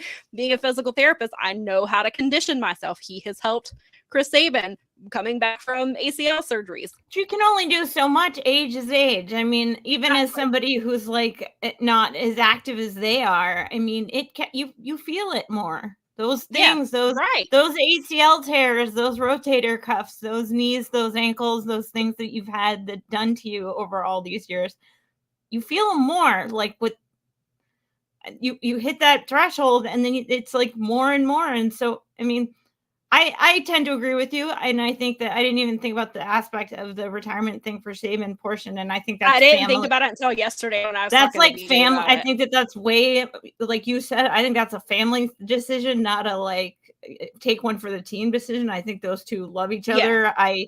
Every indication I've had from every person I've talked to here that has interacted with them has nothing but good things and positive things to say about the way that they're treated, about the way that they help them. So in terms of like positive influence, if the possibility exists for them to have that kind of influence on the next generation of like tag team pro wrestling. And again, we have a giant desert of tag team wrestling right now. It's kind of gone. So the first person to hit it with get tag team wrestling to go again, they're gonna win. Right. They're gonna and win. Then also, NXT has the relationship with TNA. So if they wanted to venture back over to TNA, I mean, obviously Scott's not there anymore, and I think that was part of the reason that catapulted their leave to begin with. I think they were already, my guess is they were already thinking about leaving as it was. Yeah, there was literally nothing else for them to do. They have won every championship. They have both won singles championships. Like, there's literally nothing else they can do in TNA. And I think they're past the point of wanting to build a new, like, Maple Leaf is great and everything, but I think they're past the point where they want to start an indie. I think they and I would love to see them help out Scott and work with them. Sure. And I wouldn't be surprised to see at some point that Motor City gets to go. I mean, obviously the first two shows, they clearly have a relationship with AEW because Athena's going to defend her title there.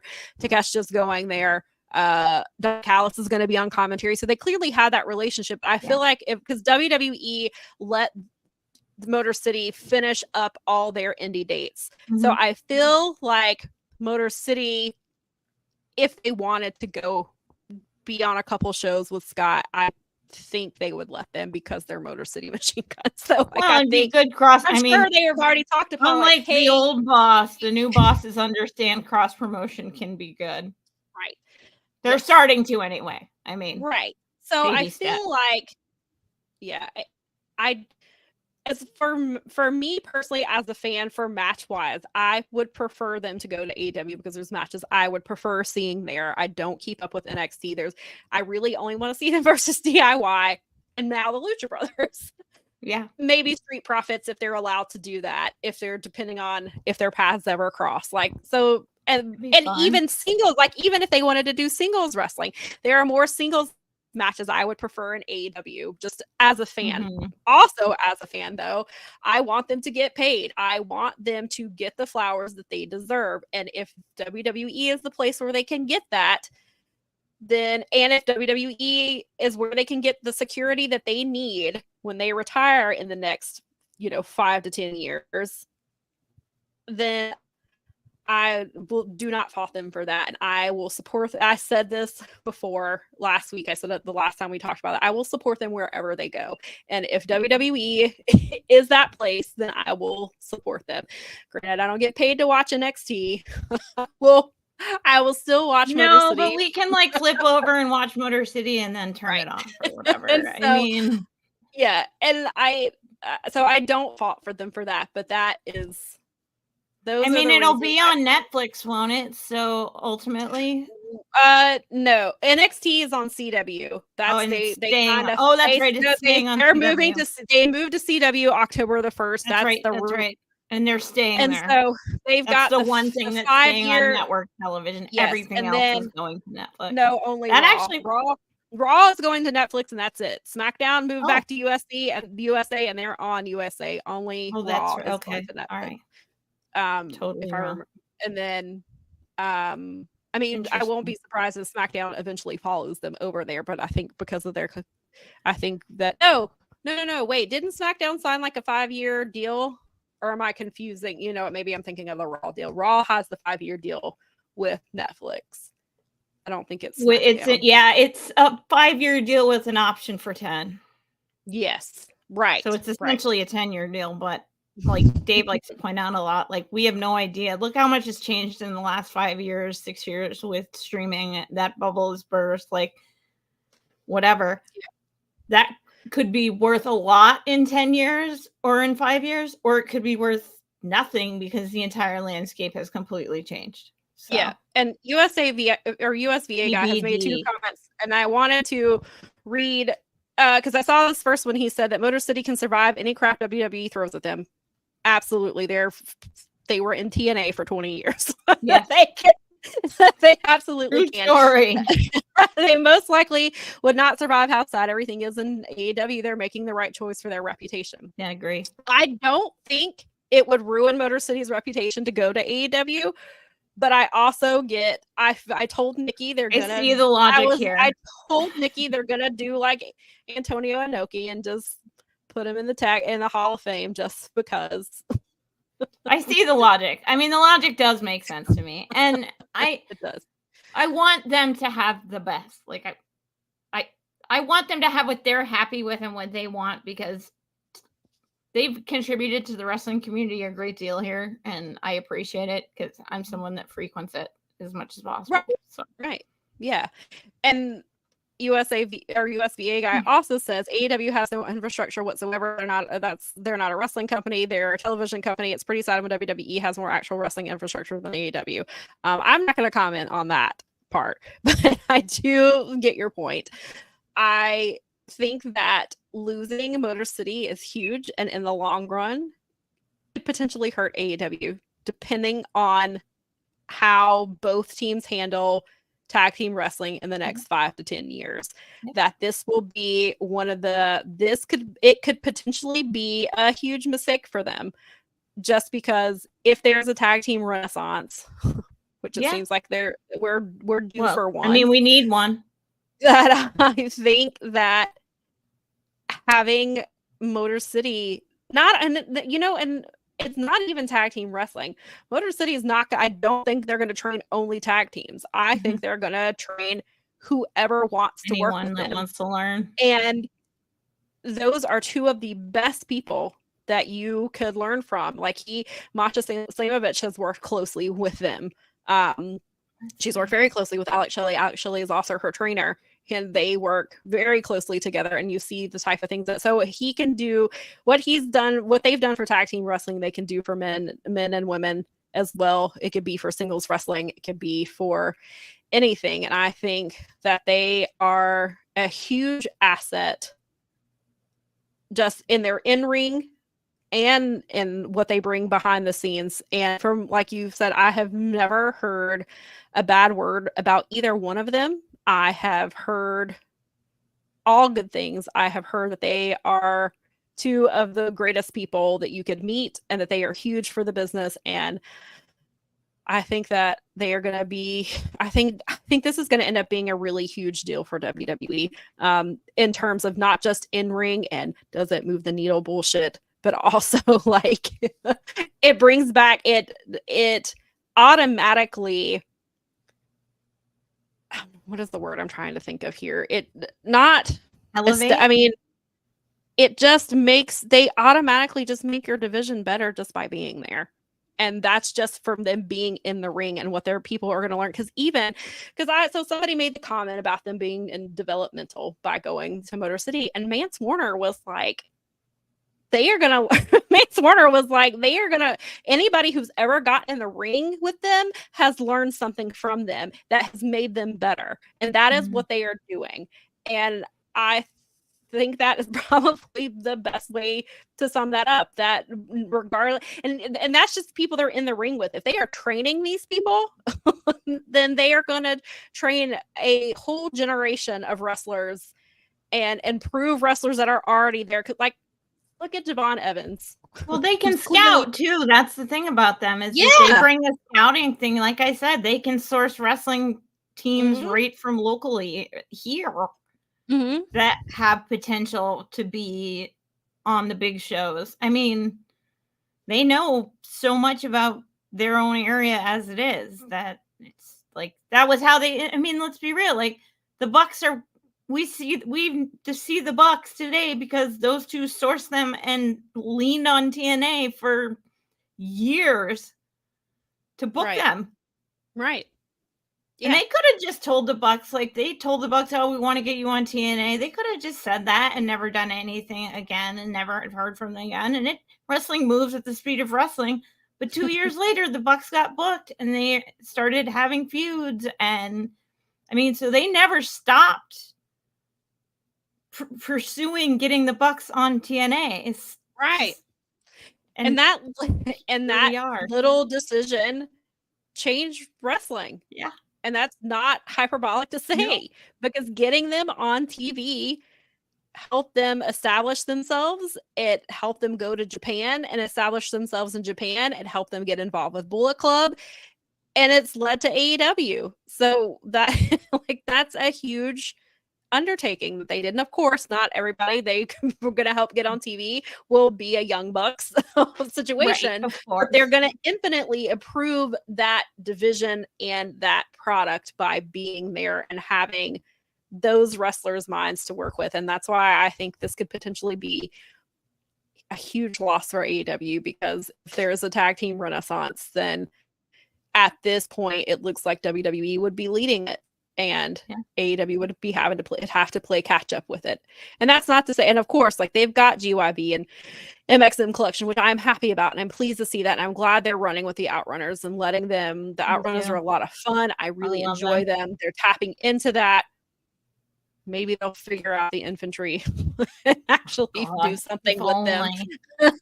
So they have seeds there. They just have to actually fucking do something with it, which I don't know what they're doing. And now we have Will Ospreay and Kyle Fletcher getting a title shot at Grand Slam in 2 weeks instead of having the Young Bucks wrestle an actual tag team. And I'm sure the match will be great because Will Ospreay and Kyle Fletcher are great. Oh, they can go. Kyle Fletcher is a huge star and is in probably the height of his career right now. I mean, I guess you could say that for Will Ospreay as well.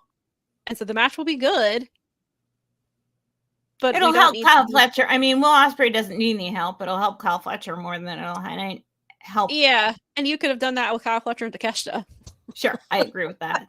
Why not? Actually, that's a better. You know what? I like that better just because they haven't used Takeshita at all since he came back from being so huge at the G1. Oh no, they've used Takeshita twice. They used them in the. There was a big Rampage match that they did that was a 4-way, and then they put him in. He was in the Continental Classic match. I mean, the Continental Championship match at All Out. Which I do think it's funny because I had said on the pre-show that I think that Takeshita. My early September 7th prediction before knowing the rest of the field was that Takeshita wins Continental Classic. He's the one who takes the title off of Okada.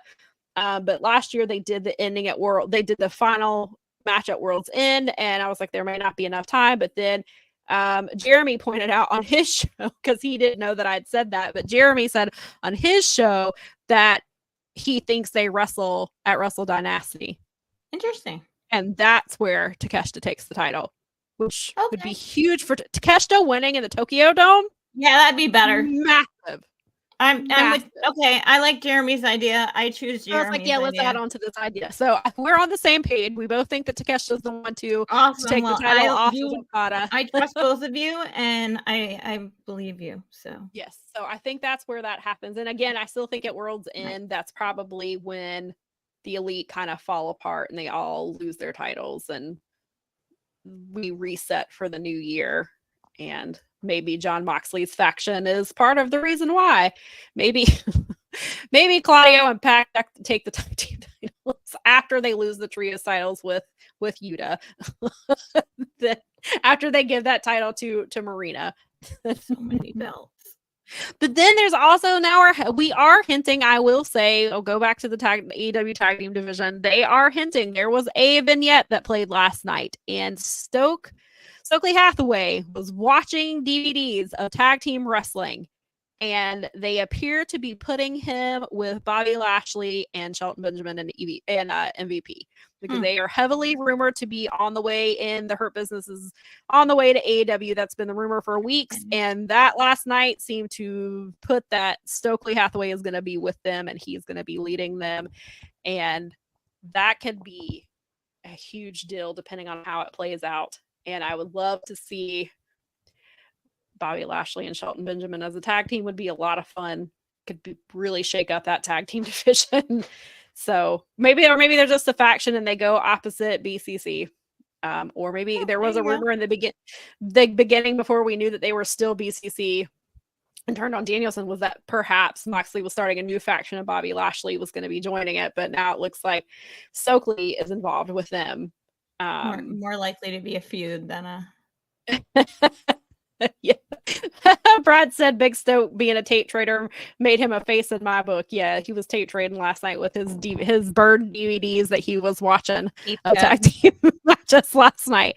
So I mean, there are some positives. I don't want to completely hate on the tag team division. There are some positives, and like the Righteous said, we are a dim light in this division. Well, make that light a little bit brighter, because you've just lost the Lucha Brothers and you've lost out on Motor City. So, but you have GYV and you have MXM Collection. So let's do something. You have the infantry. Yeah, right there. The infantry. There's just right there. Do something with that. So I think that concludes. Unless you have anything else you would like. No, to I add think that we covered it pretty well. I think we did too.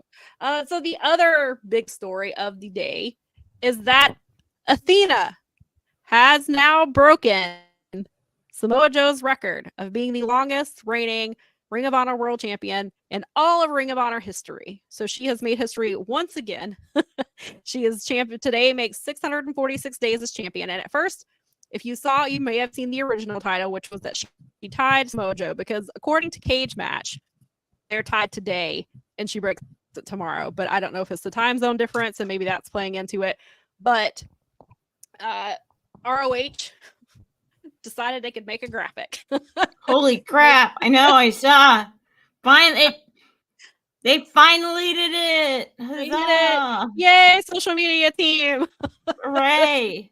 Not only did they make a graphic, but they did an ROH timeline, which they've been doing. They do that AEW a lot, where they'll do a timeline and they'll post it to YouTube, and it'll be the history of whatever they're, it'll be a history of some feud. Like they did one with Willow and Chris, and it was like how we got to this point with them. So they posted one this morning of Athena, and it's a timeline of her entire title run. I don't know. I haven't had a chance to watch it yet. We'll hopefully get to it within this week. Because I am going to try to write about her title run. But so they have at least done those two things to announce it. And so Athena also tweeted this little video and said that she did a thing yesterday, and she kind of panned around a room, and there's a black dress, and then there was a sparkly purple dress, and she's hinting, and she said something a few days ago. She is hinting about doing a celebration for this, for her history making milestone that she had today. So thank God ROH appears to be doing something to actually do something to celebrate this, instead of just, I said it before, they didn't do, when she hit 600 days, they didn't even acknowledge it on their social media. They didn't Athena tweeted something about it. They didn't even retweet it. Didn't post about it at all. Then commentary was like, hey, Athena passed 600 days as champion. And then they're like, and then every week commentary and ROH has said, she's getting close to breaking Samoa Joe's records. They are at least talking about it to an extent, but AEW television has not mentioned it once. They have the world champion on TV all the time. He was on there last night and used his title as a weapon because Mortos attacked, who did he attacked Hologram after their match last night. And so he used his ROH championship to hit him. United Kingdom, when they had, or Undisputed Kingdom, when they had the titles, they were on there all the time. They have Sammy and Dustin on there all the time as trios or tag team. Still never mentioned, hey, did you know Athena surpassed 600 days as champion? No, never even said it on commentary. No. Couldn't be bothered. Will they acknowledge it on Dynamite? Probably not. Laron was saying that Laron said that they should have Athena on Dynamite this week. I'll put her on every single show this week. That'd be great. Let her title, let her championship mouse or celebration, put it on Dynamite, put it on Honor Club, put it on Rampage, put it on Collision. There you go. Put it everywhere. Or you're at a Grand Slam. Just show her off. Yeah, right. Make a big deal about it. Make it, because use that. Your women's division is the best thing going for you on your main show. You may as well highlight the fact that you have this too. Right. You would think. We're just throwing out some girl's opinion. Just throwing out some thoughts and ideas for you that this is a very historic thing that she's done in a historic title. She's made history so many times. She is, I believe, if I'm not mistaken, she is 54-0 in ROH sanctioned matches. Oh. She is the first woman to main event a pay-per-view in ROH. She's also the first woman to main event 2, I believe 3 now. No, it's the 2 pay-per-views. She's the first Black woman to do so, along with Willow, which is huge. It is also huge that a Black woman has broken this record, because we know how Black wrestlers have been treated in history, in ROH, in WWE, and other promotions. It took a very long time for Black people to become champions in WWE, and it wasn't until more recently that it happened more often. And so it is a huge deal for Athena as a woman to break this record, and as a Black woman to break this record. And to surpass Samoa Joe is a huge deal. Samoa Joe is one of ROH's best wrestlers there. He is. He is. If there was an ROH Hall of Fame, Samoa Joe would probably be one of the first ones to go in it. Oh my God, yeah. Sure, there's Danielson and Punk and Nigel McGuinness, and there are a lot of names, but Samoa Joe is somebody that a lot of people associate with ROH, not just from his most recent run, but prior, when ROH was, you had to be a tape trader basically to see their shows. So Joe was a big part of that, and to have Athena surpass that is monumental. I feel like that is how you get, we've talked about this a million times. She anchors the women's division in ROH. She is the star of that brand. The brand revolves around her. She was injured earlier this year, so that has affected the number of matches she's had this year. And there's times that she was not on TV, and they were also giving her some well-deserved time off, because she has carried that company on her back since before our Honor Club was even back because she won the title prior to Honor Club being relaunched. So she's had that title for a very long time, and it all started with that Jody Threat match on Dark that got them some heat because they just beat the crap out of each other and got in trouble for it, and that set Athena on the path that she's on now. And that's it's massive what she has done, and to be the focal point of that company and have the story. And then not only is the focus Athena, she has brought other women up with her. She has taken Billy Starks under her wing, and Billy is already a wrestling prodigy on her own. But then you put her under Athena, who has been her mentor, and you've taken Lexi Nair from just being a backstage reporter to being a huge part of their story. And she still is a huge part of the story that they're telling right now. And then you have her, she's wrestled people like from, she's wrestled Miyu Yamashita. She's wrestled Mercedes Martinez, Willow. Just like there's countless names, both big names and small names and up and coming names she's had proving ground matches, which, the whole other conversation about that, but she's led these women. She's had like Maya World, who is somebody that she is helping, who was a protege of hers in real life. And Maya World has come in and has had a proving ground match with her. And she's had a couple matches since then in ROH itself. You have all these, you have up and comers who were in the ring with her. So it's not just been about Athena, but Athena has been building up other women around her, and she has taken them with her. You've got Red Velvet and Queen Aminata, who have both had matches with her. Red Velvet is currently the ROH Women's TV champion. You have Queen Aminata, who is having incredible matches both in ROH and in AEW. She is now in the picture with Serena Deeb. She started that feud. And so Athena it's not just been her. She has built up everything around her, which I think is incredible. That's just as incredible as breaking Samoa Joe's record to me, for what she has done for this division.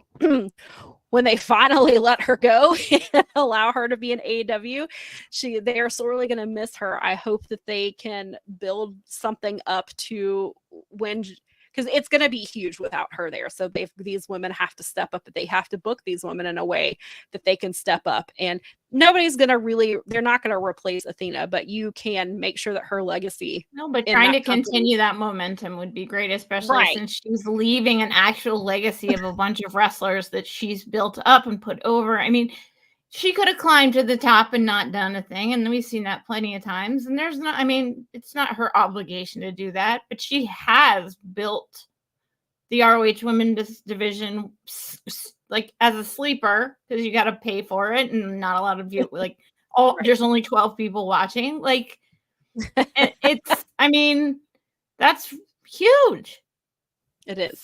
It is huge. I hope some of the stuff that you hear doesn't, they're not interested, but I really hope that the new deal that they're doing has ROH something for ROH in it. Me too. I really do. And if that is part of the reason you have kept her on that brand and behind a paywall, it better pay off with them either being on True TV or part of the Max streaming deal, if that's where it ends you're getting to the point where both of your products, your ROH and AEW, you're the best thing about them are your ladies. Yeah, and the women have been the best part of ROH for a while, I would say. And then I hope that if that's where the whole reason you've kept Athena there is to make her where you have to pay to see her, which I get, but you have to remind people in AEW, hey, Athena is here and she's doing these historic things. Like, she's getting ready to break this record. You should pay $9.99 a month to see that. Would have been the smart thing. Yeah, they never. The stunning lack of utilizing her on AEW television, where you can advertise for people to sign up for Honor Club is. Yeah, they'll do it when they're leaving. It just seems like leaving money on the table to me. It is. It is. And they have 3 pay-per-views a year And that seems to be the only time they're like, hey, subscribe to Honor Club to watch this pay-per-view. Okay, well, usually like, hey, the pay-per-view is happening. Right. And you've got, especially there's so few and far between. You have Supercard in March, Death Before Dishonor in January, and Final Battle in December. So there's a huge gap between Death Before Dishonor and Final Battle. And so if you're not promoting that you have a subscription service, then people are going to cancel and then just come back before Final Battle if there's something that they want to see there. And so if this is the whole reason to keep Athena off TV, then ROH has got to be involved in this deal somehow. You guys are dorks. Otherwise, what are you doing?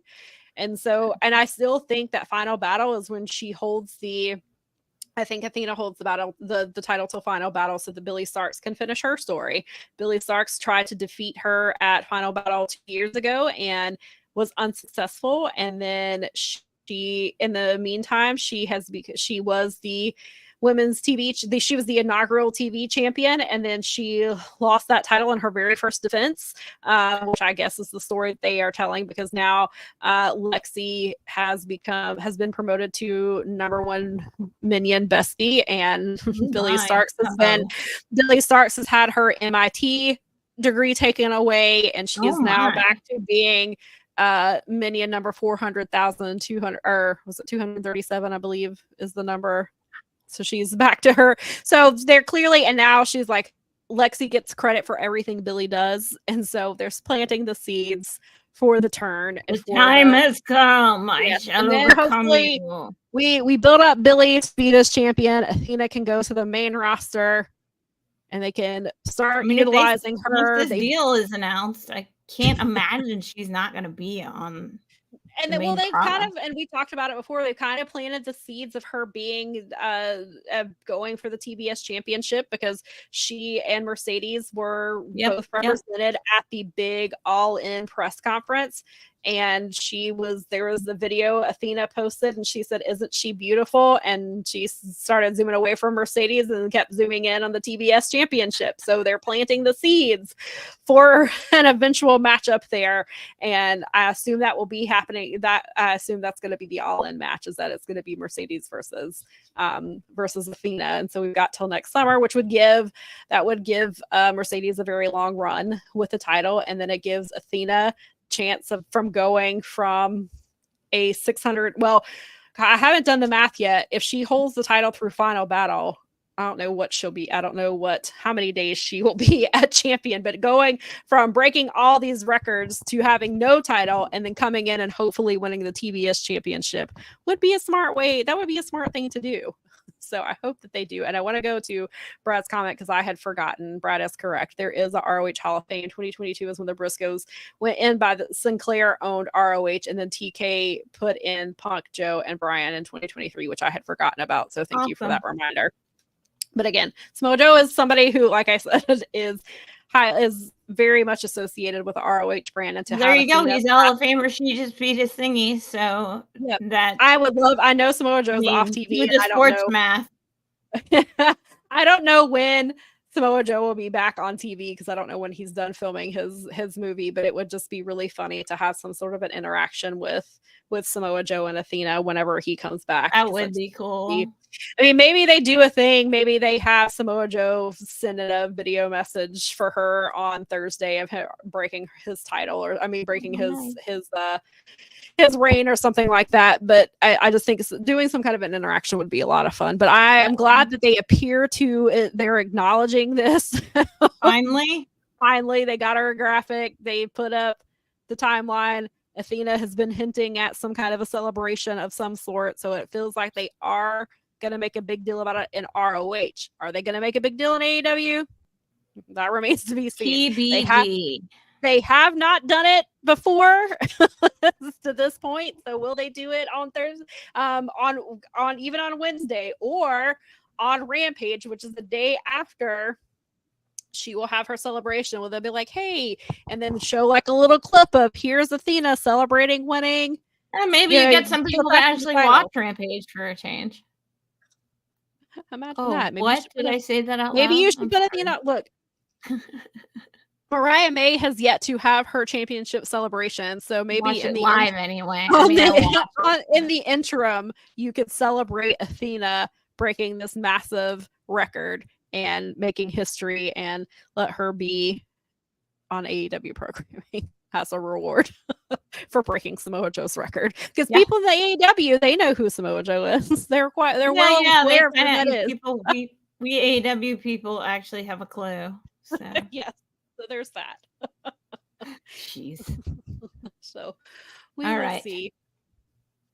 I know that I put it on here because it was supposed to, at the time when I was writing these notes, it seemed like it was going to be a bigger deal than it was. So we could just briefly talk about it.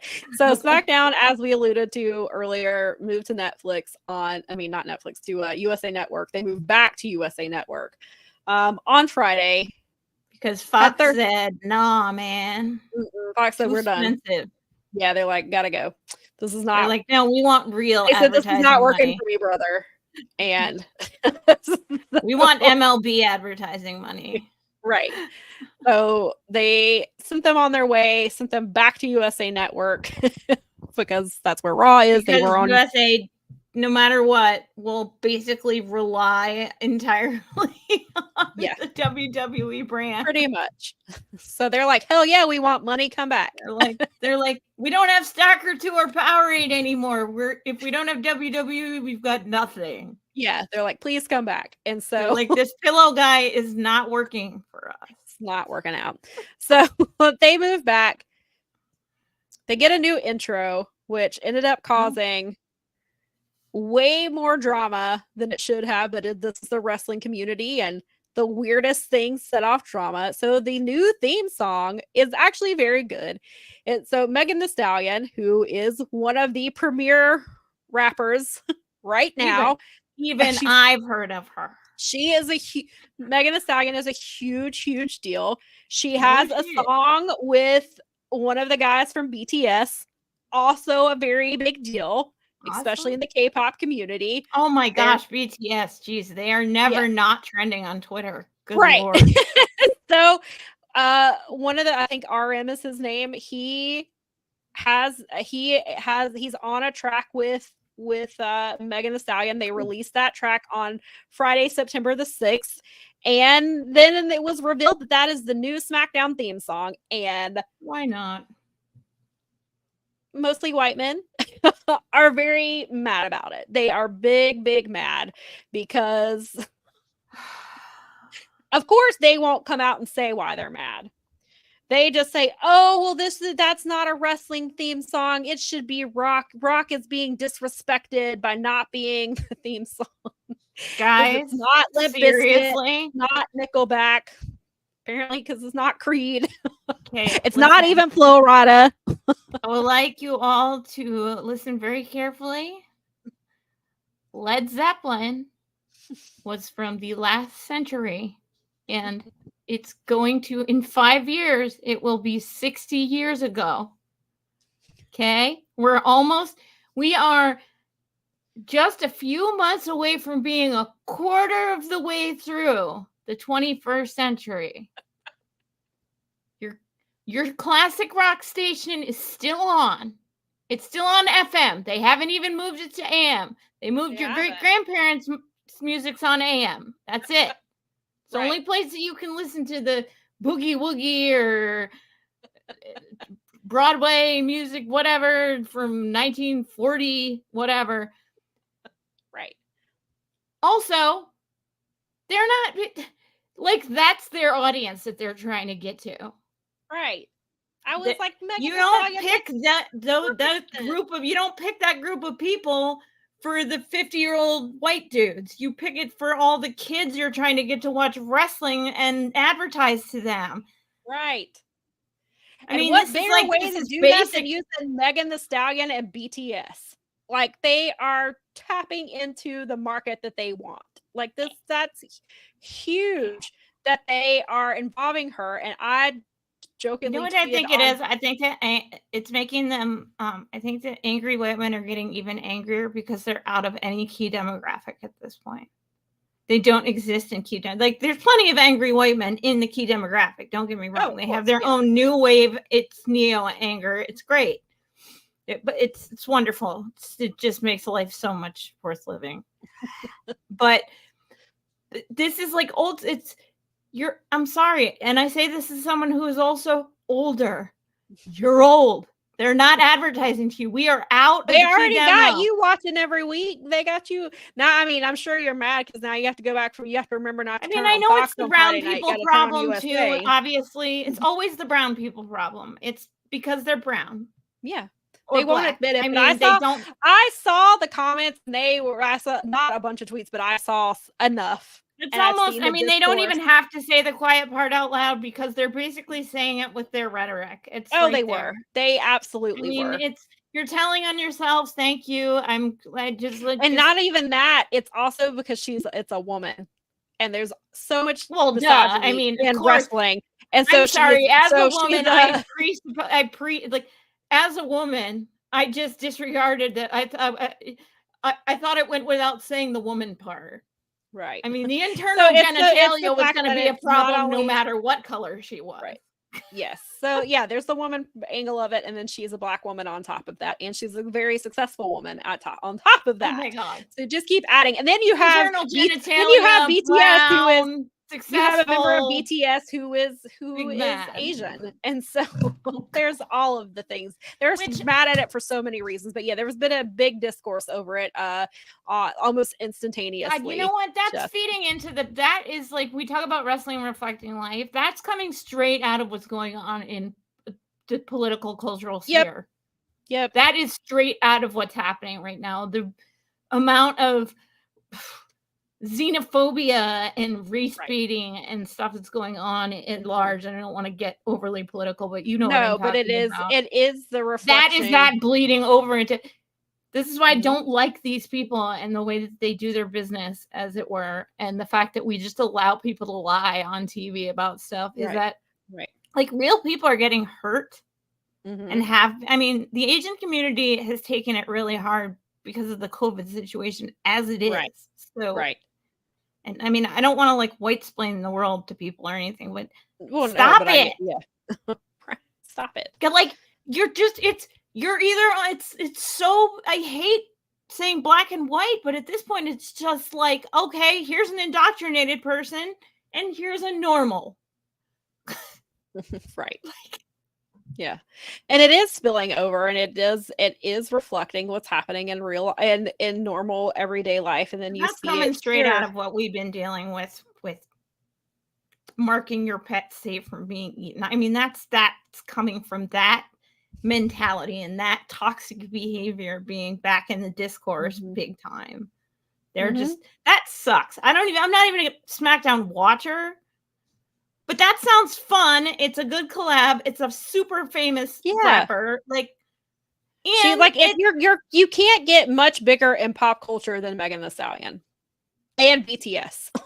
And this is in a week, and I wonder now too, where they announced that they're going to have. And I actually heard it on my morning news, and it was like it was pretty muted. But this is the week that they announced that Drake, is going to be the Super Bowl halftime show. Kendrick Lamar. I'm sorry. I knew I was going to get it wrong. I know they're in a beef. I got it wrong. They're a huge beef. Kendrick Lamar is handily winning. I'm sorry, Kendrick Lamar is going to be the halftime show. And I was like, oh, fun. Because he's like, I mean, in my mind, I don't know much about Kendrick Lamar's music. I obviously could not avoid the beef because I was online. And I was going to say, because you were online. I'm culturally aware, as my friend likes to put it, is like, I'm not like living in a bubble. I am culturally aware of these things happening. Right. Like, and you got a little bit of the same kind of blowback from the sports community. And it was like, wow, Colin Kaepernick looks righter and righter every single freaking day. Imagine that. Imagine that. But yes, it is, going everywhere. And so stop that. I demand that you stop that immediately. Please stop. Embrace people. That's not what America looks like anymore, okay? It looks like all kinds of different things and different people, and we have internal genitalia and external genitalia. Well, you even have like, forgot where I was going with this because I was just thinking about just the comments that I've seen and it just threw me off from where I was going with that. But it just, it turned into this big mess. And then SmackDown also got a new logo that's terrible, and it sucks. So they opened the show with Paul Levesque, who doesn't want to be on TV. He's not the face of this company, but here he is with full pyro. Like he was coming out for a match, like full pyro. Triple H, yeah, he had pyro. I mean, I guess they could technically say it was pyro for the opening of the show, but he came out with the pyro, so it looked like Triple H was coming out to wrestle, not Paul Levesque, COO, coming. Did he come out to the game music, or did he? Yeah, I did. Oh my God! Yeah. So this man who doesn't want to be on TV and yet finds ways to be on TV comes out. He's like, thank you, USA. I kind of tuned him out because you can finish. You can end the sentence. You're good. And I was already on. They were like, hey, and so I was covering the new intro. Right. This was before we knew the uproar that had happened. I was just covering that they got a new theme song and they changed. Right. So they changed the intro video, of course, with the new terrible logo. Like I was busy working, so I couldn't go on the internet. They focused their new video. They've got the champions in it. They've got Jade and Bianca, who are the tag team champions. They've got Cody Rhodes, who's champion. They've got of course Roman Reigns, because you can't have Roman Reigns not in the SmackDown intro. It's a rollout tonight. I mean, last night was or whatever. Friday night was a rollout for them, so they had to get special. Yeah, so I get it. They do the big thing that they do, and they should. Whatever. Don't tell me you don't want to be on TV and then come out to your wrestling music, though. Every time he's on TV, he comes out to his. He needs to get like new CEO freaking music. If he's gonna be like that. He still comes out to Motorhead. That's in his suit. I honestly, it's literally that heart defect that's keeping him from. And I think it's just barely sometimes. Brad made a perfect point. Cody's lucky that Triple Paul is retired. He'd be dropping that world title real quick to Paul. You are so wow, Brad. That is yes, Nikki said it. Ew, Brad, I hate how accurate that is. I do too, Nikki. That's gross. Oh my God, Brad, you're so right. So he comes out, especially because we're 10 days out from the documentary coming out too. Oh, that's right. Oh man, I don't want to contribute, but the sadist, the sicko in me, like. I can't. I'm gonna end up watching it. I know. I'm gonna watch it because I want to see how they handle things, and exactly. I'll probably end up writing about me because I've been covering the Vince stuff for the last few years. I'm sure I will cover it for Daily DDT. You actually probably, sadly, you kind of probably have to, don't you? Yeah, I gotta. Yeah, even if it's in the very least of, hey, they mentioned it. This is how they handled it.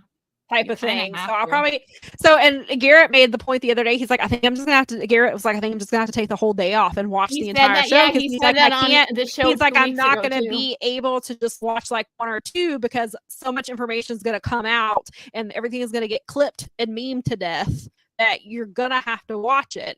Well, you need to see it in context for yourself before they start to like cherry pick it and tell you that, and then before you have the Conan are already there. You've got the Conans going on his podcast with Conan and Disco Inferno and who was the third one? Wasn't it? They were on his podcast the other day. Oh, Conrad, talking about how bad they're gonna make him look. Well, I'm like, based off the trailer, that's 2 minutes, and I don't see how you got that from the trailer. But they're gonna bury him. Well, if they do, it's their own damn fault.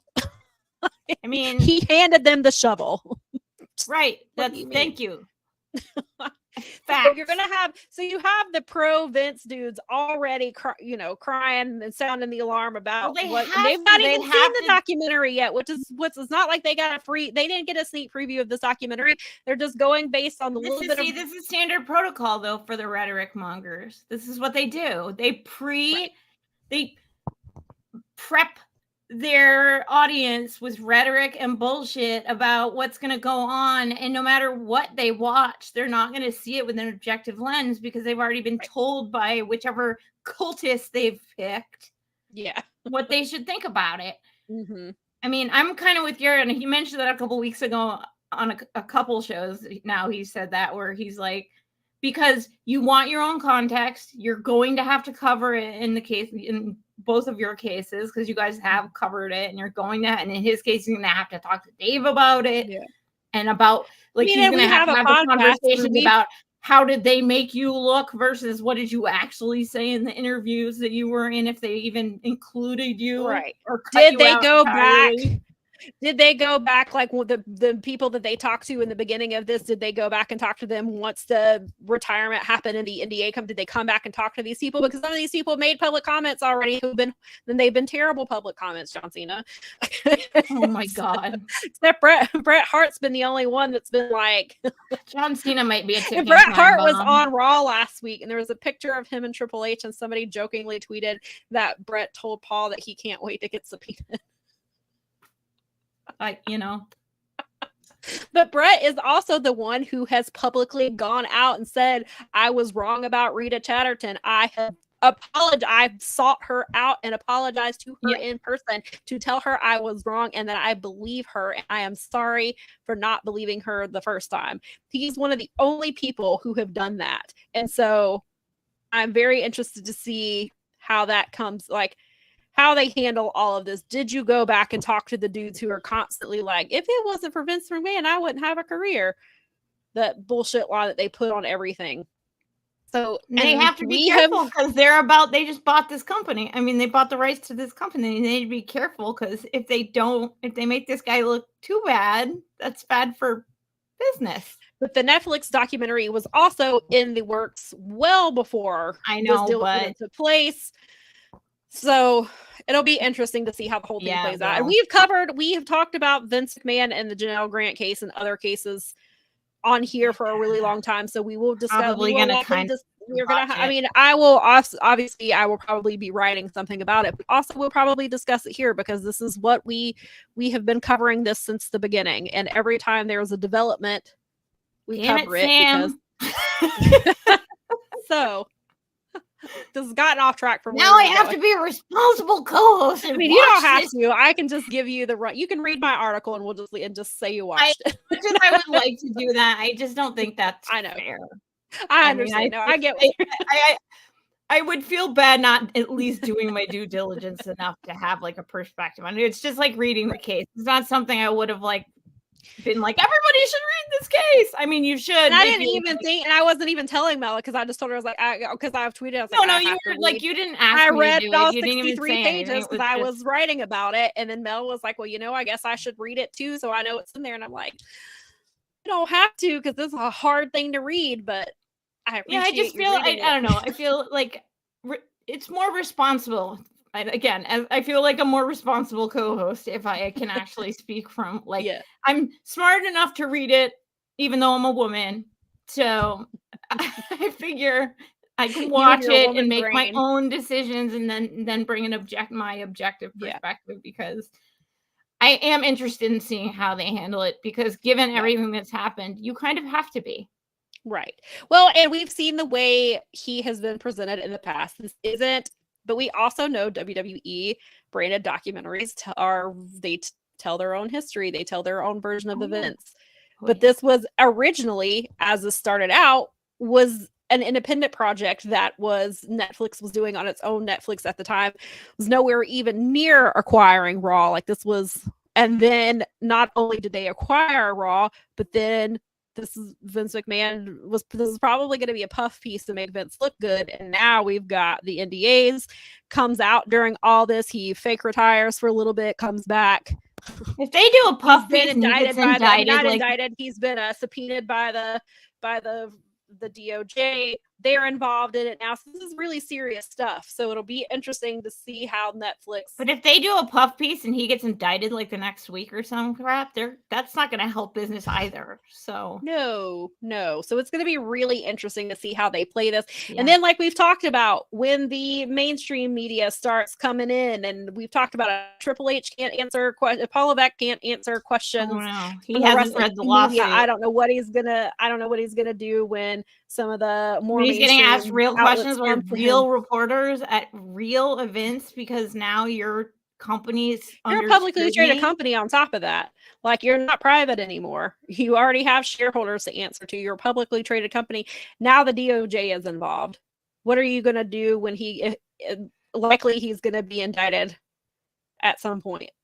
I mean, you gotta answer questions. So it's going to be very exciting. So circling it back around to SmackDown. So Paul Levesque comes out. SmackDown's been around 25 years. We're back here, blah, blah, blah. Then they go into a 30-minute commercial-free match, which ended up being a steel cage match. Less than a week after AEW's steel cage match. Even though they don't really do that sort of thing. No, especially on SmackDown. Very rarely. Well, they don't usually do that stuff because they can't really do anything. Well, and they've got Survivor Series coming up, and that's where they do War Games now. So they typically, I mean, you've got Elimination Chamber, which obviously takes place inside of a cage. So, but they pick and choose their spots. It's basically Elimination Chamber and War Games. Then that's basically, I mean, they'll do steel cage. They did do Liv versus Becky in a steel cage. And Liv Morgan retained her title, and that was Becky's last. I think you're right, though. I think that this was definitely a direct answer to. From Petty McGee's over there, yeah, it was, and it's Cody Rhodes versus Solo Sikoa for the title. They've already wrestled for the title one time. That was totally petty. Yeah, I mean, it happened at 8 p.m., so it was before 9:30, so there were no syringes involved. Oh, dear God. No chair shots to the head. What? Why not come up with something? No, forget it. Who am I talking about? You've got, I guess you can go with Cody's history. He has cage and AEW. Sure, he had a couple cage matches.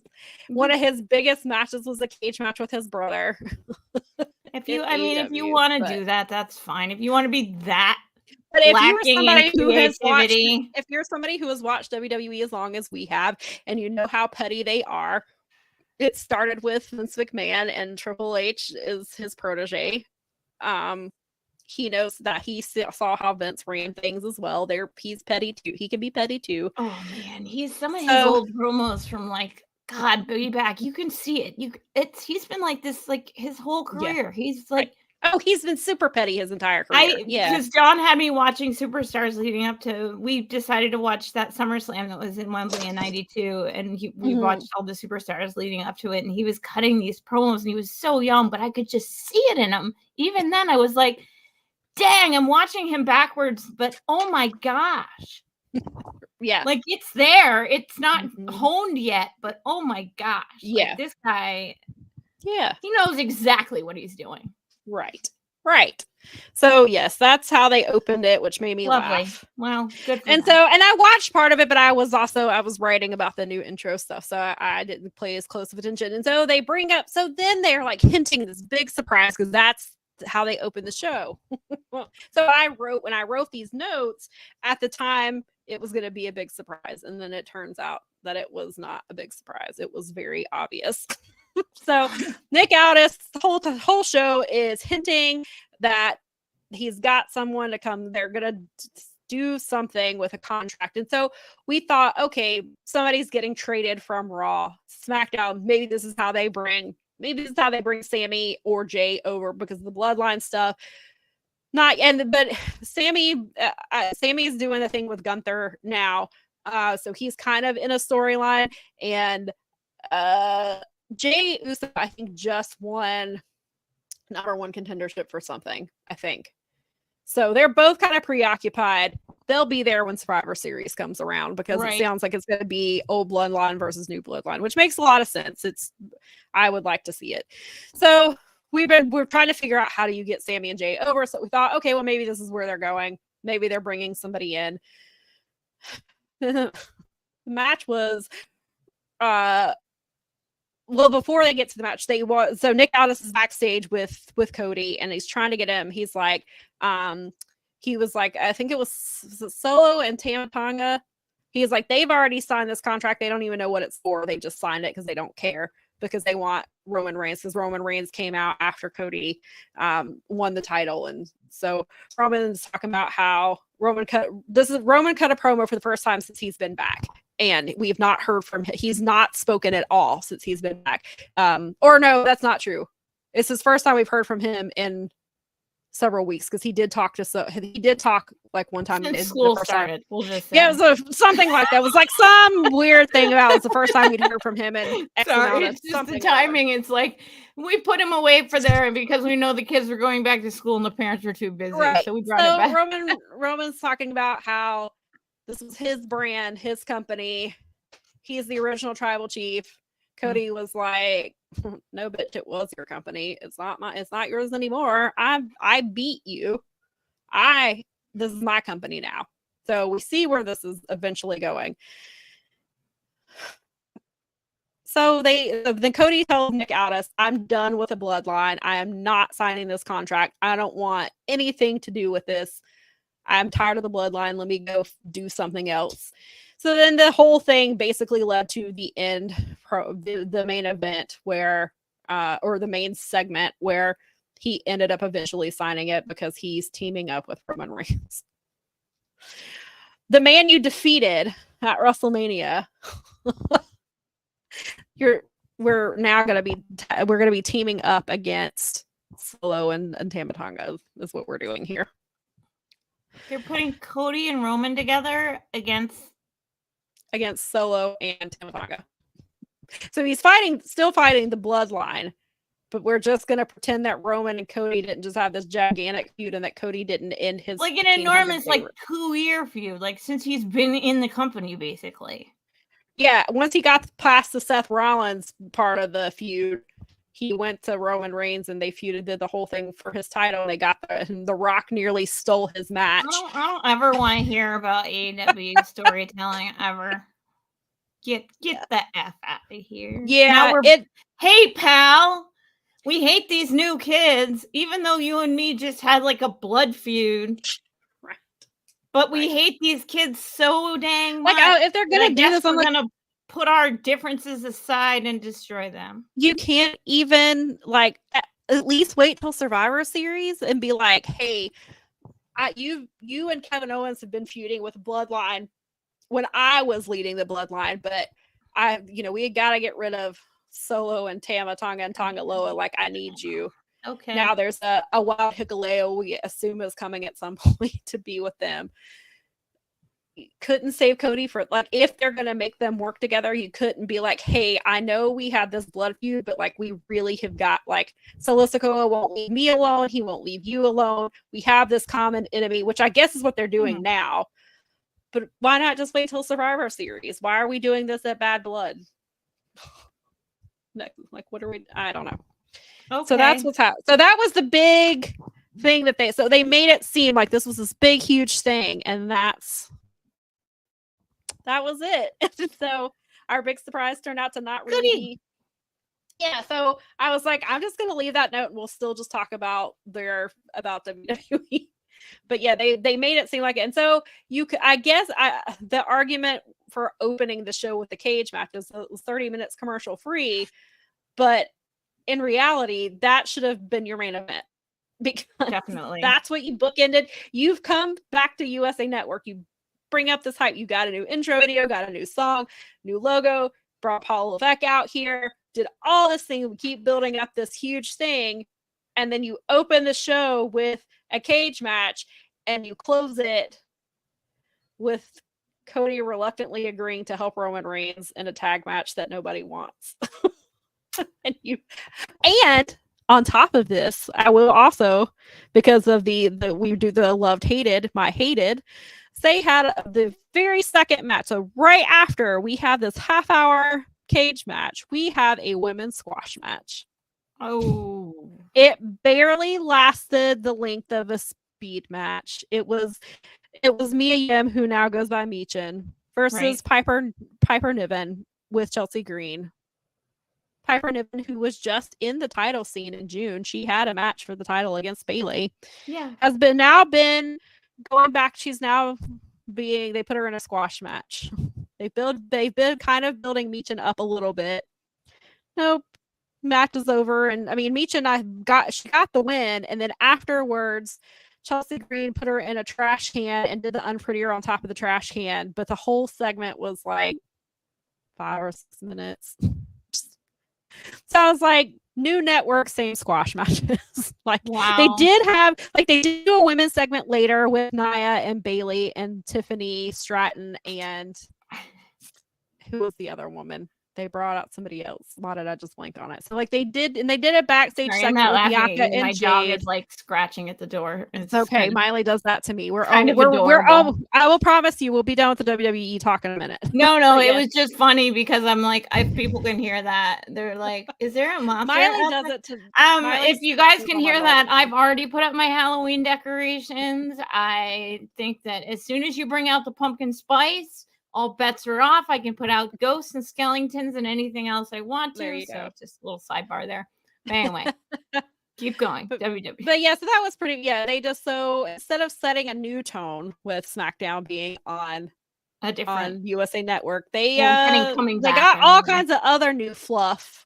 But they're still doing squash matches on SmackDown. Same shit, different. Women's wrestling struggles on SmackDown anyway, as it is, and I mean, it struggles on Raw as well, but struggles more so on SmackDown. And yeah, just more of the same. And of course, after that giant match they had and getting put right after, of course, I was not expecting a 20-minute match, but good Lord, like literally a speed match. It was like 3 minutes long. Like, what are we doing here? That sucks. We're having the same conversation we've been having for 5 fucking years since you were on Fox. Bringing it back to a new network. Well, they kicked you off the network because of this crap. But I guess that didn't teach you anything, and it never does. No, never. Because USA just needs them so desperately that they'll just give them some money, and that's all they really need to continue to sustain. Yes, and then also when the show ended, executive producers popped up. That's never been there before. Executive producer Paul Levesque. And somebody else. Paul Levesque is now executive producer of SmackDown. He's getting an EP credit on his show. Yep. That is. Yep. Wow. Somebody's ego is really, really, really desperate. Yeah. Sure is. I was like, oh, wow, that's new. That's not been there before. So I guess moving over to USA, they're like, hey, we'll give you some money and you can be executive producer of the SmackDown. Dumbest thing I've ever. Ugh. This is why I do not consume your product, WWE. And again, I only consume it because she's getting paid, folks. Because she's for now, I will have to. Who is being paid, and then I will be a non-paid journalist to watch Motor City on NXT. Yeah. But if you want me to report on it, you have to pay me. I will not watch it because I mean, there are some entertaining aspects. I do get to see people I love like Kevin Owens. Sure.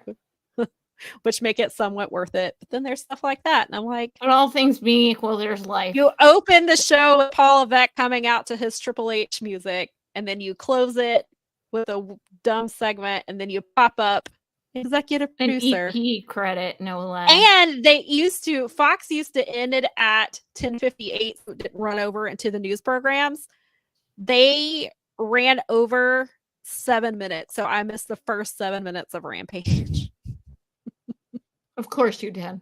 Because they had to make sure. And so the girl who does live coverage of SmackDown does live coverage of Collision, and so she had to pause Rampage so that she could finish writing about whatever they were doing on SmackDown. And she was like, I hope this isn't a trend that they do this every Friday now to try to take a few minutes away from AEW. Wouldn't shock me.